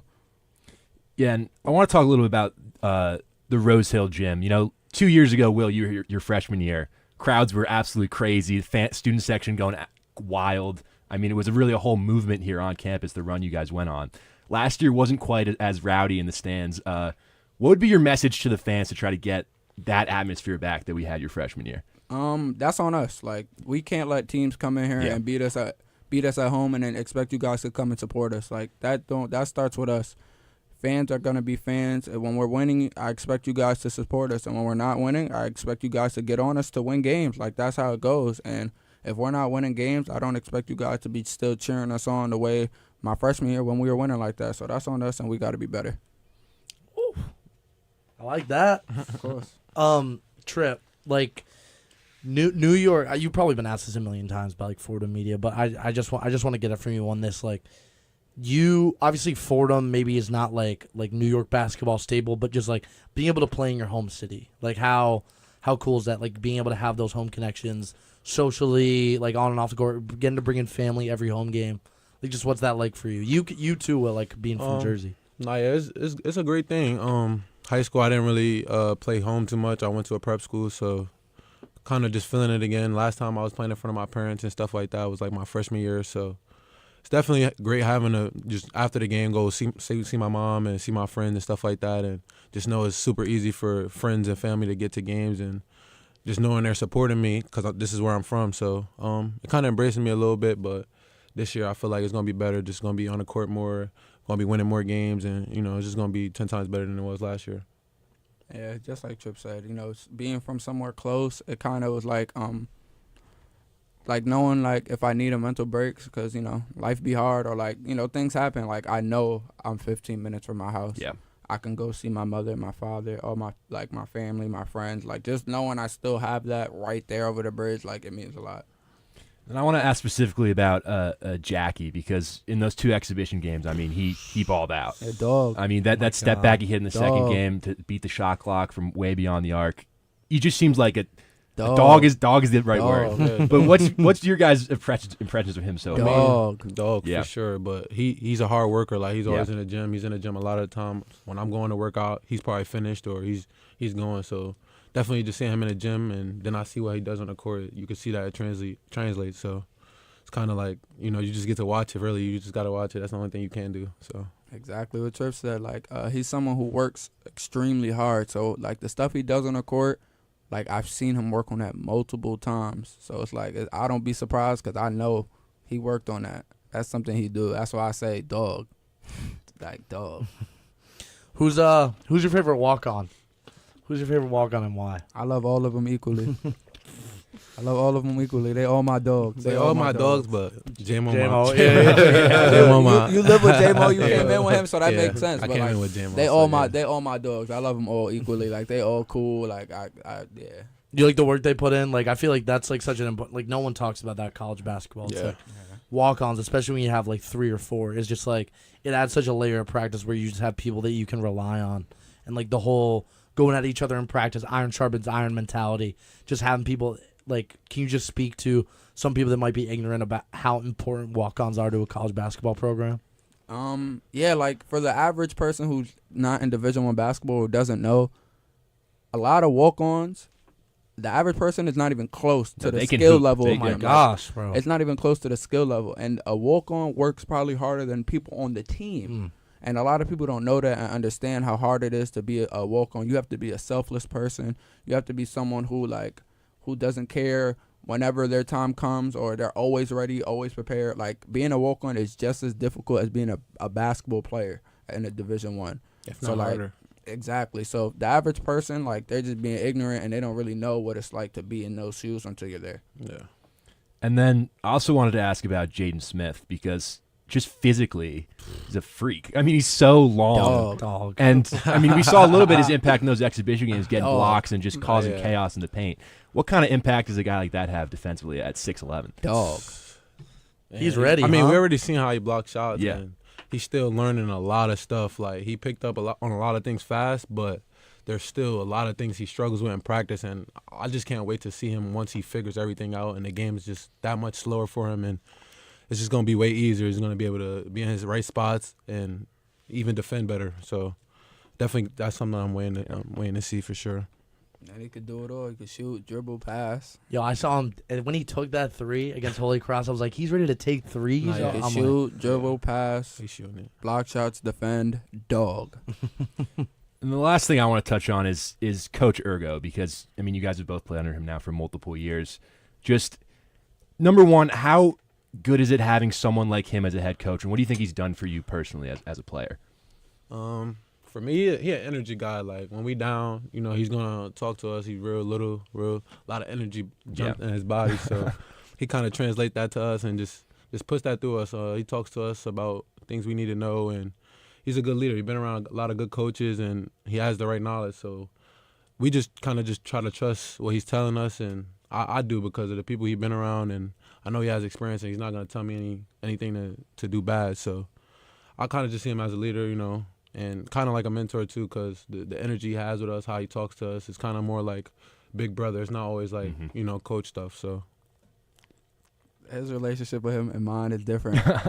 For y'all that don't know, if y'all was to see our relationship, y'all would think we just genuinely don't like each other. But, like, he pushes me to be the best person I could be every single day. And even the days I don't even want to hear it, and he knows the days I don't want to hear it, he's still going to be on me about the little things and just trying to help me not even just be a better basketball player. And the reason I respect him so much, even though we kind of bump heads sometimes and we'll go back and forth with each other, he helps me want to become a better man in life. Like, not even just basketball, helping me with what I do off the court, helping me with my principles in life, what I stand on, my morals, just helping me, like, enhance my core values to become a better person. And that's why I love him. That's my guy right there, like, you know. And I appreciate him so much for the stuff he's done for me and the stuff that's coming in the future. So, you know, I love him. That's my guy. Good. Will, Jamir, thanks so much for coming in and doing this. Us, my guy. Yes, thanks, sir. guys.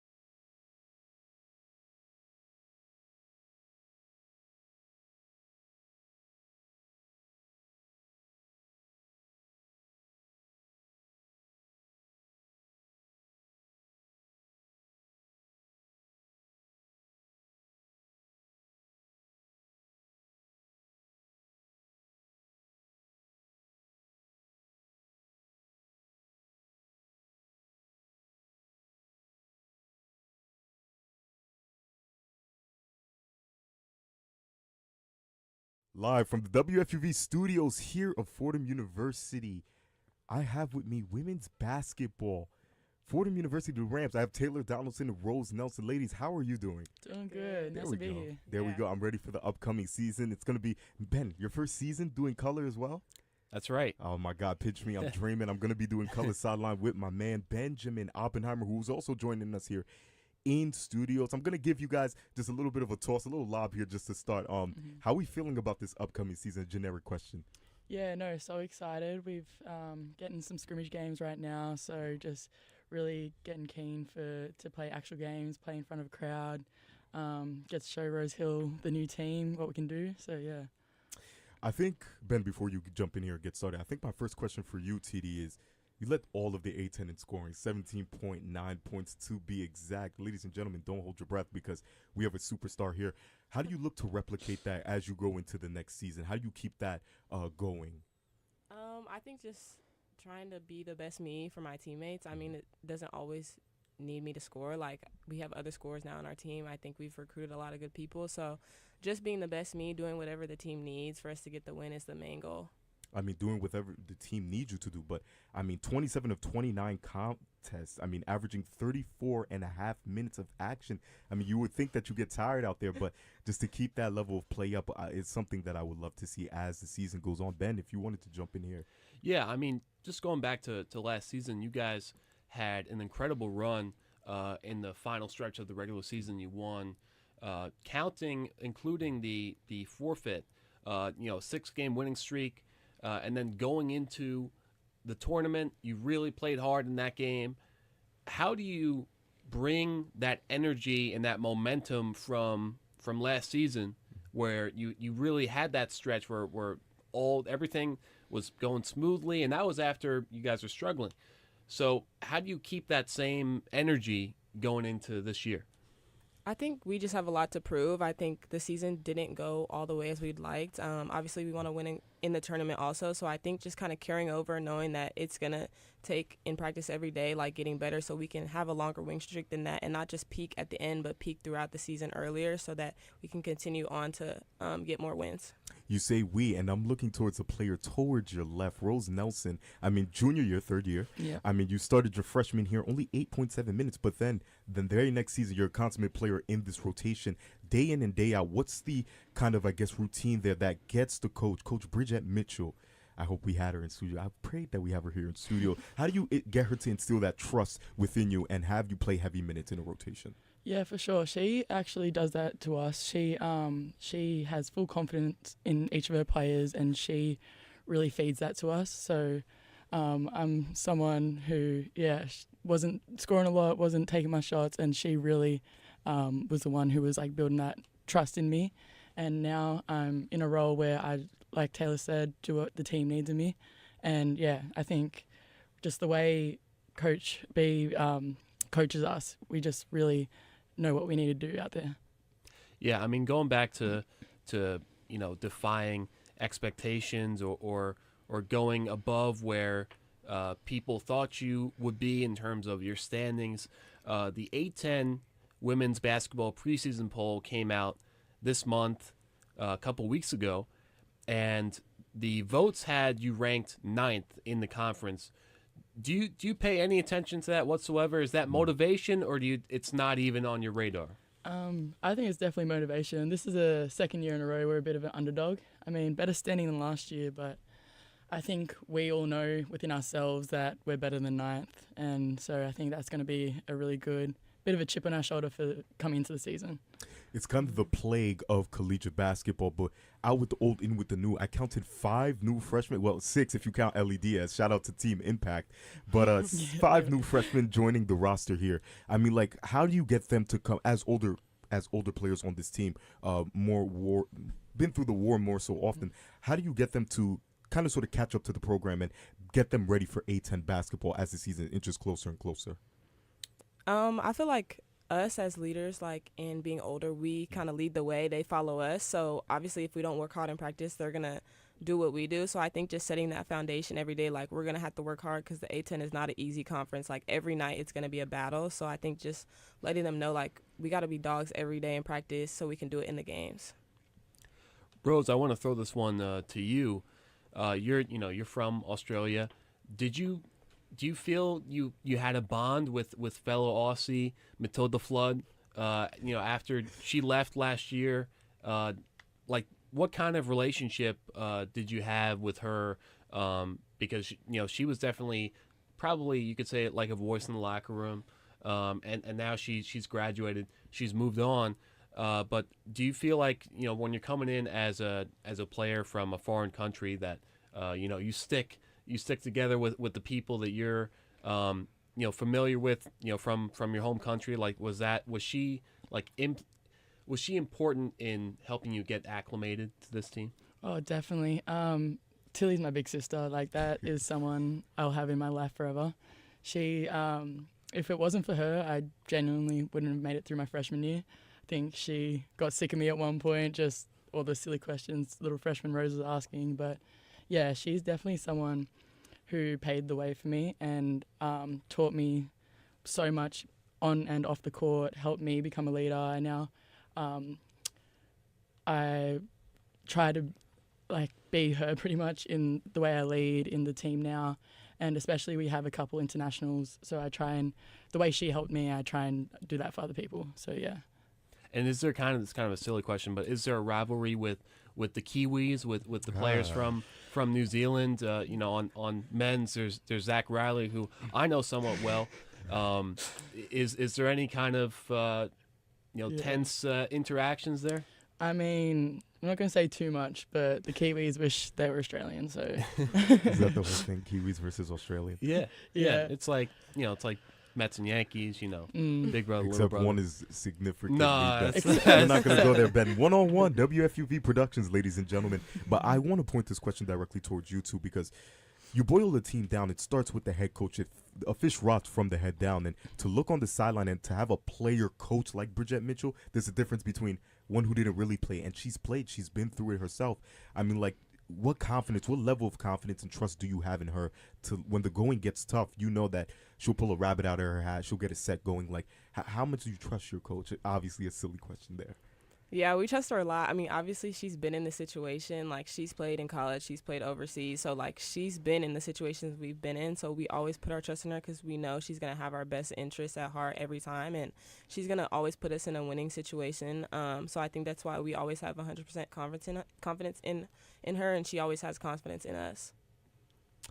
I mean, just continuing off that point, I'm just taking a look at her Twitter. As personable and as charismatic as she is, obviously it's good to have in your corner there. But personal goals, I just wanted to see was there anything, we're a little bit selfish, was there anything, I'll start with you, Rose, Mm-hmm. was there anything that you were looking to improve on as this season gets closer?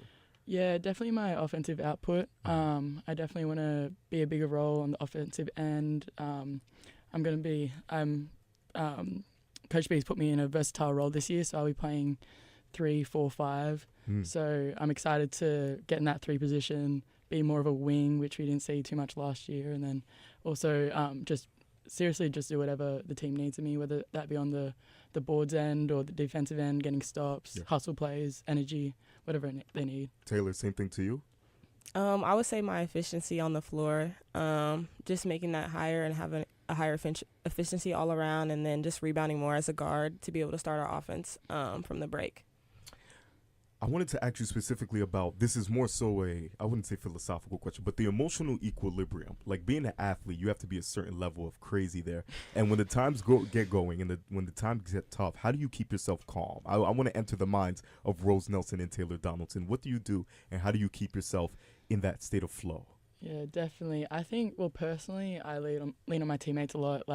So I live with a few teammates, and I live with Taylor, and so we just try and hang out. We try and kind of sometimes separate ourselves from basketball because we're so encompassed by it. But definitely that, and then FaceTime home a lot. FaceTime makes the world a lot smaller, so I'm always on the phone to the family. So also just mentioning a fun fact from last year is I lived right below some of your teammates. Poor you. Matilda. So sometimes to be with parties and stuff. I mean, I'm not gonna say anything. Stop it, Ben. Yeah. But look, anyway, let's get into the good stuff here with the schedule coming up. The first game versus, you could say it's kind of, even though it's non-conference, it's almost like a scrimmage exhibition. It's versus Adelphi. Mm-hmm. That's a D2 team. Also, fun fact, to live right next to Adelphi, so I know them somewhat well. What do you guys think of what's your attitude going into that season opener, even if it's non-conference? I guess some people will think that non-conference there's less pressure, but obviously you two would not feel that way, and I'm sure the team definitely thinks that every game is must win. That's the attitude you got to have. But what's the kind of strategy or just vibes you're feeling heading into that opener? I feel like we're excited. I mean, obviously we've been playing against each other for a long time, so like we're ready to play some new people. But I think it doesn't matter the opponent. Like we're gonna go in and compete the whole 40 minutes. Coach B wants us to be a dog like all game long, so I think we're just going in looking to dominate, no matter who it is. Raising the Bar tournament coming up very, very soon, December 21st. That's going to be That's a right. Saturday there in California, Berkeley, California, to be specific. You'll be there. I will be there. I will be there. That was supposed to be the grand reveal, Ben. Come on. Oh, I'm sorry. Ruined the surprise again. But again, you just talked about playing up to your competition and just seeing them almost as your equal. But a big school like California, does the nerves ever get to you? Like, how do you keep that all together?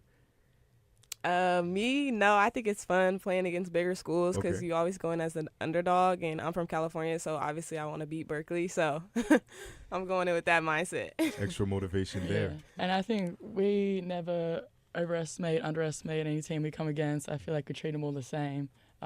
We learn our scout, we know our plays, and we just, again, put our trust in coach and, play like we're playing anyone. And, you talk about Taylor being from California. I mean, what do you think influenced your decision to eventually make the change to come over to the East Coast, to the A-10? What do you like more about the environment you find yourself in now? I think just being in the city, I love it, the opportunity for after basketball. But like what brought me here was Coach B, her confidence in me, and I knew the freedom I would have on the floor. So that really interested me in coming over here. Marty? I mean, okay, first of all, this is going to be like a little sneak peek. New York or L.A.? LA always. Okay. Okay. You got the LA hat on, so Aren't you a Yankees fan? Oh, Dodgers all Ben Oppenheimer, you're supposed to be on my side. It's just I had to dress nice. This was my nicest hat. This was my nicest hat, Ben. I don't know what to say, Marty. What are you talking You're about? confusing everybody I'm here. not confusing. You brought them in, and We're supposed you're to be a Yankees interviewing people, and you're yelling at me. All right. You're embarrassing me, Ben. All right, let's get back to it. You were embarrassing me. Nothing else from you, Ben? Well, I kind of lost my train of thought because we're talking about you. Stop your staring Dodgers at the hat. LA. All right, I'll keep it cool. The other words. So yeah, entering conference play. I mean, like, it's kind of like, how do I say this? Almost like a different like. It's a different beast. It's a different beast going in, and there's familiar teams. A lot of familiar teams that tend to. Dayton, VCU. I mean, like, what is it with their program specifically that keeps them like ahead of the game, if you will? You said VCU? VCU and Dayton specifically. Those were the two teams that I wanted. But we'll start with VCU. I would say VCU. They're just always long and athletic. I mean, they always have solid guards and solid bigs. And they play really tough defense, pressure defense. And I think that's always going to make them good. Like, defense helps you win games. So I think year in, year out, they always bring in the solid guards and the solid bigs to have a stable offense. I'm curious, you two are college players. There's a lot going on. There's a lot that happened in the WNBA. I'm curious, who are some of your favorite pro players that you look up to in terms of not just their game, but their leadership qualities or their personal qualities? I'm curious, who do you look up to? I really like Skylar Diggins-Smith and Asia Wilson. I feel like they are them true selves on and off the floor, and they're going to always advocate for themselves and women's basketball, women of color, but I feel like them as people are even better than them as athletes. I extend that question to you, Rose, because being an international player coming to the United States, I mean, you see the explosion of basketball. Even if you just want to look at the U.S., I mean, the expansion team, Golden State's getting the Valkyries next year. Valkyries, I cannot talk. Getting the Valkyries next year. I believe Portland is getting a basketball team the year after that. But eventually, you could imagine a conglomerate around the world. What does that mean from you? Because I don't think basketball's that big in Australia. I can't imagine, never traveled, but what does that mean, just seeing the sport explode into new places? No, it's definitely exciting. Basketball is definitely growing in Australia, especially in the women's sector. We have a lot of girls coming over to play college basketball, and now we got a couple girls in the league, so I always love rooting for them. And Sandy Brondello, coach of Liberty, just got the chip, so exciting to see some Aussie representation. But no, it's so exciting because we have some WNBA girls come over and play in our off season. So that also brings attention to our league. So I'm hoping to see some more girls come out of that and come over here to the States. So, you're living down under. How did you even get exposed to this sport? I mean, as Marty mentioned, basketball is not, I don't think it's the main sport in Australia. Did you just watch games growing up, WNBA games, NBA games, and get exposed to the athletes? I mean, I'm trying to think of a Australian NBA or WNBA player right now. And what's funny, what comes to mind is, even though people don't think of Kyrie Irving as Australian, he is technically Australian. They try and claim he was him. born in Australia. Born in Australia. So going back to what I was saying is how did you get exposed to the game, and what just kept you hooked? I started pretty young. I was about 8. A basketball coach came to my school and ran a little clinic, and he saw this big old second grader and scouted me, and then I was just in love with it. I went to a camp and fell in love with it, and then I played all the local comps, all the rep teams, state teams, and then I came on a tour in 2019 and did just play here. You on a tour here? Came on a tour to the US in 2019 with a bunch of girls and played some games, played some AAU tournaments, and that's when I first got some college interest. And then from that, they're actually quite in touch with the Australian national leagues and all that. So I then got more interest from that, and as I was playing at higher levels, and and it's definitely taken off in the last 5 years with Australians going over. So I was now seeing older girls go over and play college and play at higher levels. So it was really cool, and I wanted to follow in their footsteps. New York or LA? LA. I thought I'd get her the second time around. I thought it usually works like that. But just to bring it back to the explosion of women's basketball here, it's not just that the sport is going overseas or that the super team is here. It's also the homegrown talent that we have here. Angel Reese, Caitlin Clark, Rakia Jackson. I could talk for days. Paige Breckers is coming. The rest of the class is coming, and I believe they're all around our age, 20, 21. It's almost like a mirror image to see someone your age doing that. And again, thank you, ladies, for bringing women's basketball to the forefront. But what does that mean to you to see someone in your age group finally bring something, a group of talented women finally to the forefront? It's so exciting. To see women's sports anywhere, I love seeing them all succeed. So it's to see them with NIL, especially them getting their bags at 20 years old, they're making a pretty penny. It's really cool to see, and I just love seeing people watch women's sports. So yeah.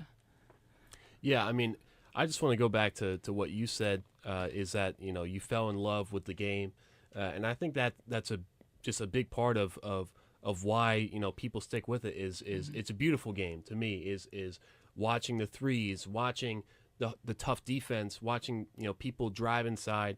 You talk about how that is what got you hooked, it got you in. And it's funny because for me, I was in love with the game. The game wasn't in love with me. And that's why I'm in a studio here and I'm not on the court. My dreams of being an NBA player probably collapsed as 13. As soon as they took off. Yeah. Started from the bottom, and I'm still there. Yeah. But I'm curious, what type of team in terms of will you be? Do you see yourselves as a team that gets out in transition a lot, that really hustles? Because I remember when I was doing an interview with the men's side with Coach Ergo, and this is 2 years ago. This is first year, and I asked him what type of coaching style, what type of team you're trying to coach, and he said, we're trying to get out there and run. So my question for you is, are you trying to get out there and run and get in transition, take advantage of those turnovers or those steals and really try to score quickly and in transition? Yeah, Coach B definitely wants us to play fast pace, so I think we're always going to try to score early, get out in transition, but also be a good defensive team, because if you can get stops, the scoring will come. So I think just getting out in transition and being a good defensive team. New York or New York? LA. Third time is not the charm, Ben. Third time is not the charm indeed. Ladies, one thing that I wanted to get to, and this is, I don't know how important this is, but Why you give me that look, Marty? You know, I'm not going to say anything crazy here. You know what? Let's switch for a second. We'll get to that later. Taylor, named to preseason first team all-conference lineup. Congratulations, first of all. Thank you. I mean, like, just preseason, it's usually, I usually like to think of it not as an afterthought, but I mean, like, how do you carry that from, like, preseason? Because it's so, like, not motivated to play. I mean, maybe you are, like, preseason basketball. I don't know. Yeah, I mean, it's obviously cool. It's a blessing, but I'm not worried about it right now. I'm worried about the wins and our team just getting better, so. Stay with it, Marty. Or you bring it back to me? I'll bring it back to you. No, okay. So let's get back into the schedule. Is there a game in particular, conference, non-conference, that you got circled on your calendar that you're looking forward to for whatever reason? You want to prove them wrong, or you feel like you have unfinished business. Is there a specific team in mind looking at the schedule, and also in general? Is there a feeling of unfinished business that you still got to get the job done? I mean, I have a couple. It's my third year in the A10. Like, you have some grudges, but definitely a big one is Loyola Chicago. They're the ones who knocked us out. They were our final conference game. It was the sting's still there from that close loss. So we definitely want to show them that who should have won that game. Yeah, and you guys are playing them January 11th at Chicago, and then looking at the other portion of the schedule, you guys aren't playing them at home, so it's just going to be at Chicago. So that should be a big opportunity, for yourselves. Yeah, and it'll definitely be exciting. Taya Davis homecoming game. We'll have a lot of her fans out there, so yeah, it'll be a good game. I'm excited for it. Taylor, do you concur with the teammates' take? A little bit. Mine is Duquesne. Yeah. Duquesne. Yeah, I'm looking forward to that rematch. It's interesting. Both of those games are within a 1-week stretch. So you start out at Massachusetts. That's December 29th. Then January 2nd, you got Richmond at home. Then Duquesne away, January 5th. Then 8th back at home, George Washington. Then January 11th at Chicago, as I mentioned. So that's the beginning of the season when you want to set a tone. So I think it's interesting that you note those are the games you're looking forward to, because those two big teams that you have the red circle marked on, that's when you really are trying to show the conference, show the players, show the coaches that you're the real deal. So do you feel like heading into that stretch in the beginning that there's a sense of urgency, like we got to prove ourselves now, or is it just take it one day at a time? I would say it's take it one day at a time. I feel like, especially with our new team, like we have so many new freshmen and new transfers that they don't really know what the A10 is yet. So I think taking each day at a time, each game as it comes, is kind of how we're going to roll. And what is the A10 to you? When you said they don't know what the A10 is, what's the A10 to Taylor Donaldson? It's a tough conference where every night you don't get a night off. Like, you have to come ready to play any game, or you can get beat any night. So that was kind of my segue into my next question. Like, you talk about you have to bring it every single night. It's hard to do that when you're traveling so much. I mean, travel is a big enough factor. How do you do that without missing a beat in your games? I mean, we're pretty lucky. We fly private to our games. That's how they do it.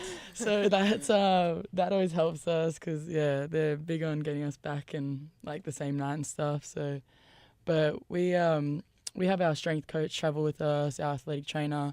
They make sure we're doing our recovery. They make sure we're doing our treatment, and then we also have to do, like, most nights we have to do stretching with our strength trainer. So, whether we like it or not, but yeah.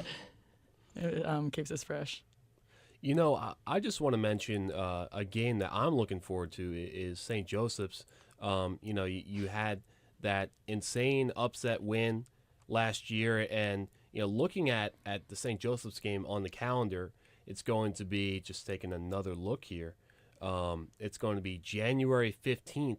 That's going to be at St. Joseph's in Philadelphia, so not too far. Is that also a game you feel like, now that you realize it, is that is something that would be meaningful to you, because you proved them wrong last year, and now heading into this year, you look at these preseason rankings. St. Joseph's got 4 first-place votes compared to Richmond. So Richmond's at the top in this preseason poll, but St. Joe's is right beneath them. So is that an opportunity for you guys to kind of shock the world again and do it once over like you did last year? Yeah, you say shock the world, but it wasn't a shock to us. Like, I missed that game, but I was not surprised when I was watching and my girls were killing them. So I think they came into that game we've been the underdogs. We're second season underdogs, and I think they think that too, and they underestimate us. So if they dare to do that again, they can see what happens.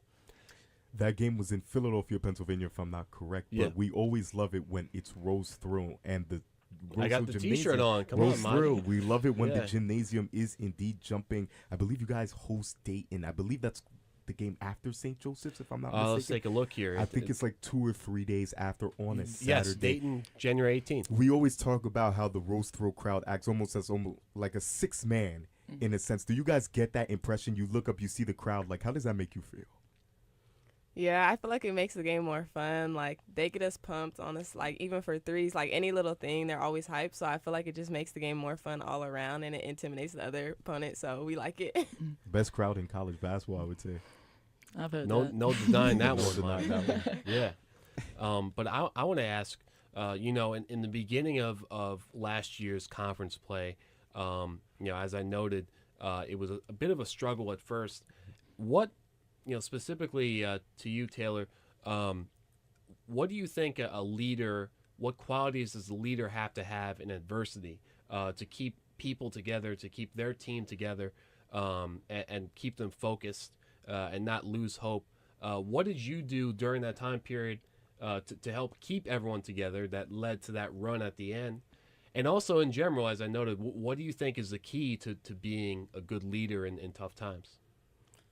I would say mindset. I think just our mindset going into the games and after the games, like even after a loss, just coming back knowing like, okay, we're going to go into practice and work 10 times harder just to be better and not have the same result as the last game. So I feel like just bringing the mindset and holding each other accountable, obviously, is going to propel each other. So I think the mindset, like accountability and just making sure we don't always have to dwell on everything for so long. Like a game, it goes by, like let it go and have a fresh mindset for the next game. What's impressed you most? Again, going back to the 5 freshmen that are incoming, what impresses you most about them in practice? What's the one thing that I would say you would point out as like that's for coaches, like they're young but they're playing up to that? Like, what's impressed you most about them?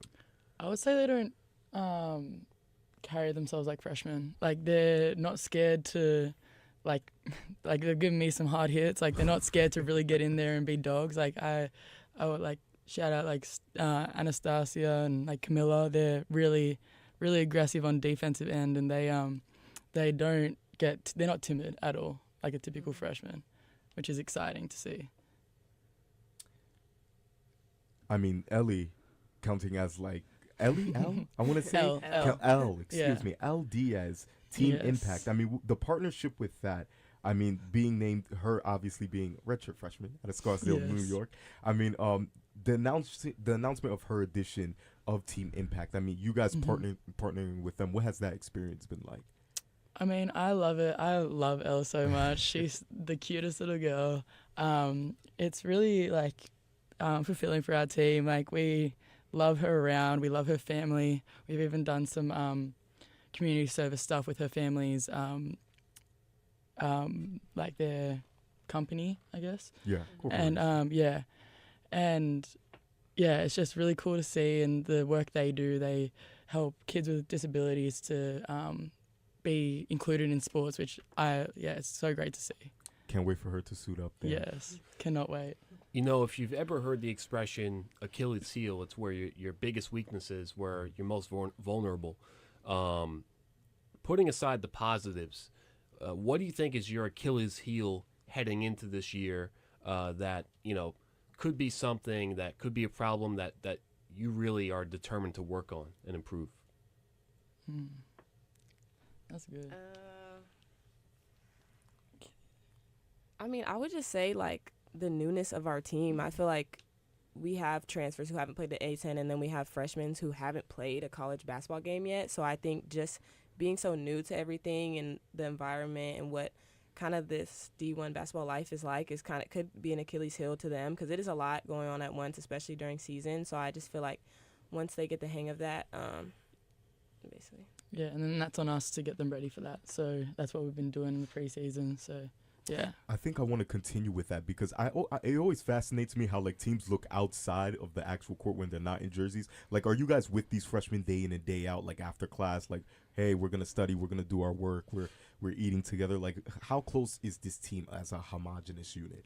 Yeah, I would say we're pretty close. So they come over to our apartment a lot, and they always hang out. So like with the cool kids. With the cool Yeah, kids. I wish. Yeah. But no, like we watch all like we've been watching the whole playoff series together, and like yeah, we definitely hang out a lot. Like everyone really gets along on this team. What do you say? You think we just about wrap this thing up? I think that's everything that I had for them right now. I mean, like, I'm excited for the season. Ladies, thank you for everything you're doing for women's basketball. And go Rams, the Rambly, it's coming. Roast throw, it's going to be fun. It's going to be a good one. Yeah, thank you both for coming on. I'm excited to be a part of what you guys are building this year. And I think you have the momentum coming over from last year where, when people counted you out, you didn't count yourselves out. And so I think that's the mentality you need for success. You talked about mentality, Taylor. I think mentality is everything. And it's a question of, when the going gets tough, can you just stick together? And, from what I've heard today is you're keeping the group close knit. You're keeping the youngins together, which is good. And that's encouraging. But I'm excited for this season. I can't wait. And particularly, I know Marty's excited for the going out to California because that's probably your first time in California. I don't travel at all, baby. Yeah. I just stay home. Like, I'm boring. So I finally get some sunshine. The California sunshine, is that a real thing? New York. It's a real thing. It's a real thing. New York is the still best better. weather out there. No, it's not. Yeah. No, it's not. Yeah. But once again, thank you two for coming on, and this has been an excellent interview. We've gotten to pick your brains a little bit, what makes you both tick, and we will see you out on the floor, on the court soon. November 4th versus Adelphi. I'm going to be a part of that one, and to wrap things up, you've been listening to some Fordham women's basketball content with Marty, me, Ben Oppenheimer, our two incredible, gracious players from Fordham women's basketball, Rose Nelson, Taylor Donaldson. You've been listening to some Fordham women's basketball content on WFUV Sports.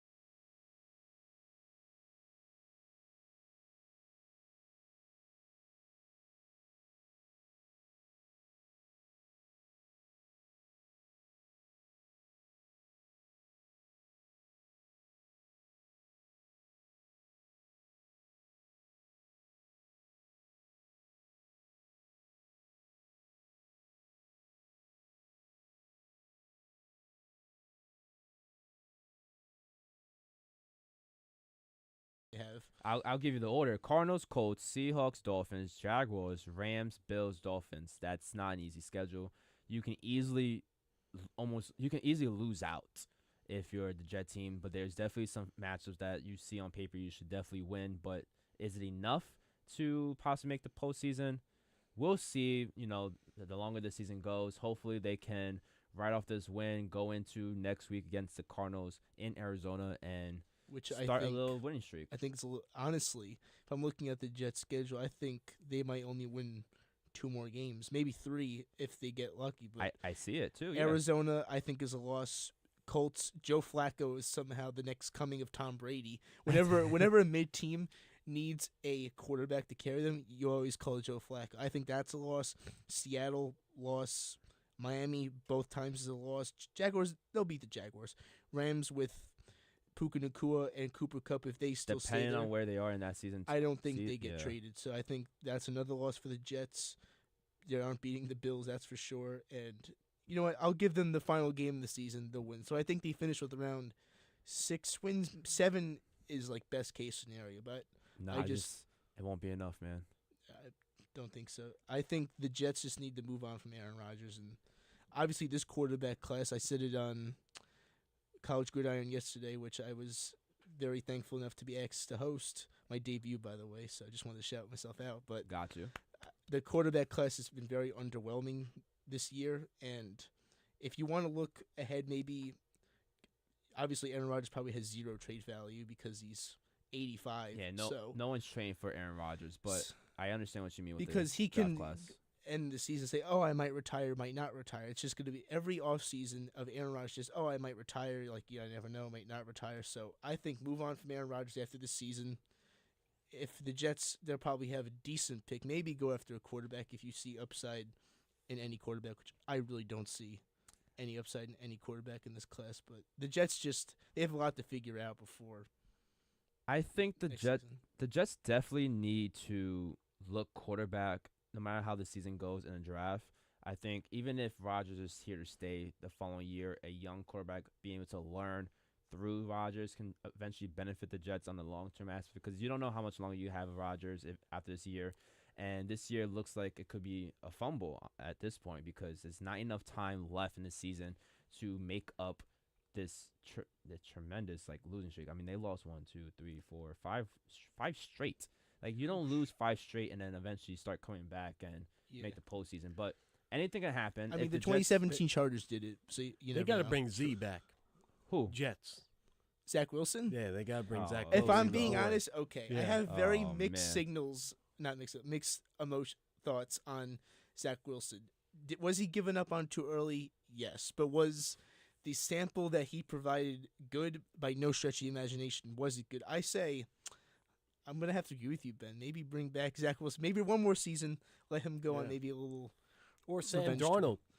Sam Darnold is probably a top 5 quarterback right now, which is something that will probably never be said ever again in the history of sports. But I think the Jets' biggest hole, if you look at this roster, is the quarterback position. Like, wide running backs, they're set.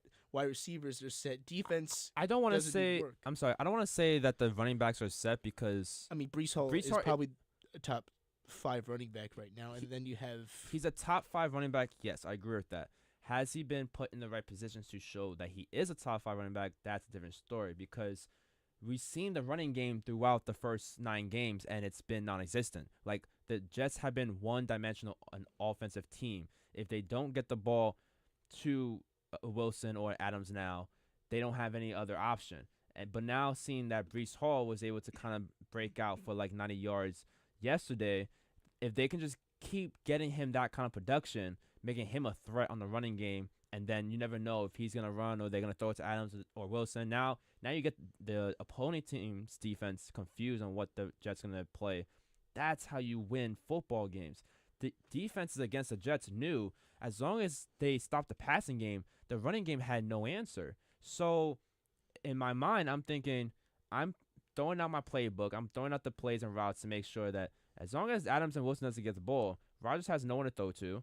And Rodgers is not going to give the ball to Breece Hall, and that's the end of the Jets' offense. And then here comes the defense, and because defense has to play almost majority of the game for the Jets, they get too exposed, and team that they play against beats up on the Jets defense, and you don't see any of the potential. The Jets are just basically the Broncos. They have a really, really good defense, and the offense just underperforms. Well, the Broncos, they don't really have that much talent on offense, but the Jets actually have talent on offense, and they still just can't show up.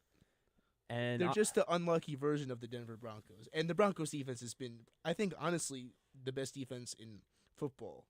But the Jets, they have the talent. They just aren't winning games that they need to. Like, you can't lose a division game to the Patriots.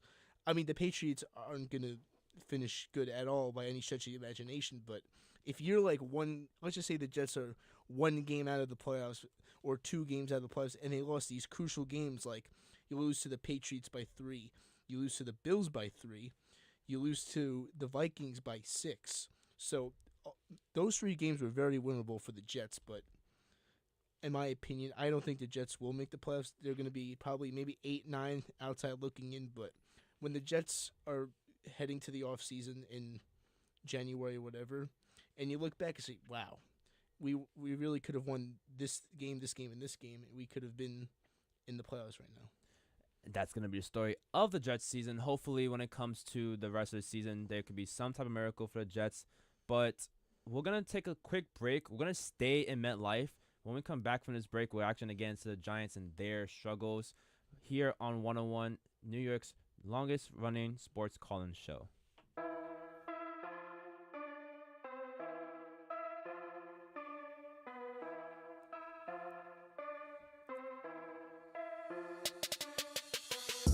What's up, everyone? I'm Will Talent. And I'm Evan Harkin.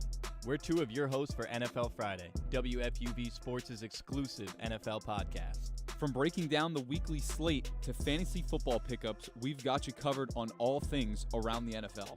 Stay tuned for our hosts' weekly picks as they compete against each other all season long. Football is here, and so is NFL Friday.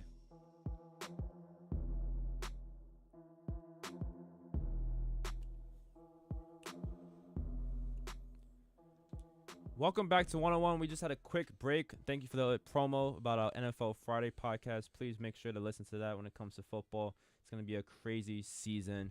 We just stopped talking about the Jets, but we have to talk about the other team now in MetLife, the New York Giants, a very, very big disappointment from the Big Blue. 26-18 in their last game on Monday Night Football against the Steelers. They are now 2-6 on the season. Daniel Jones, 264 yards, no TDs, and it's into.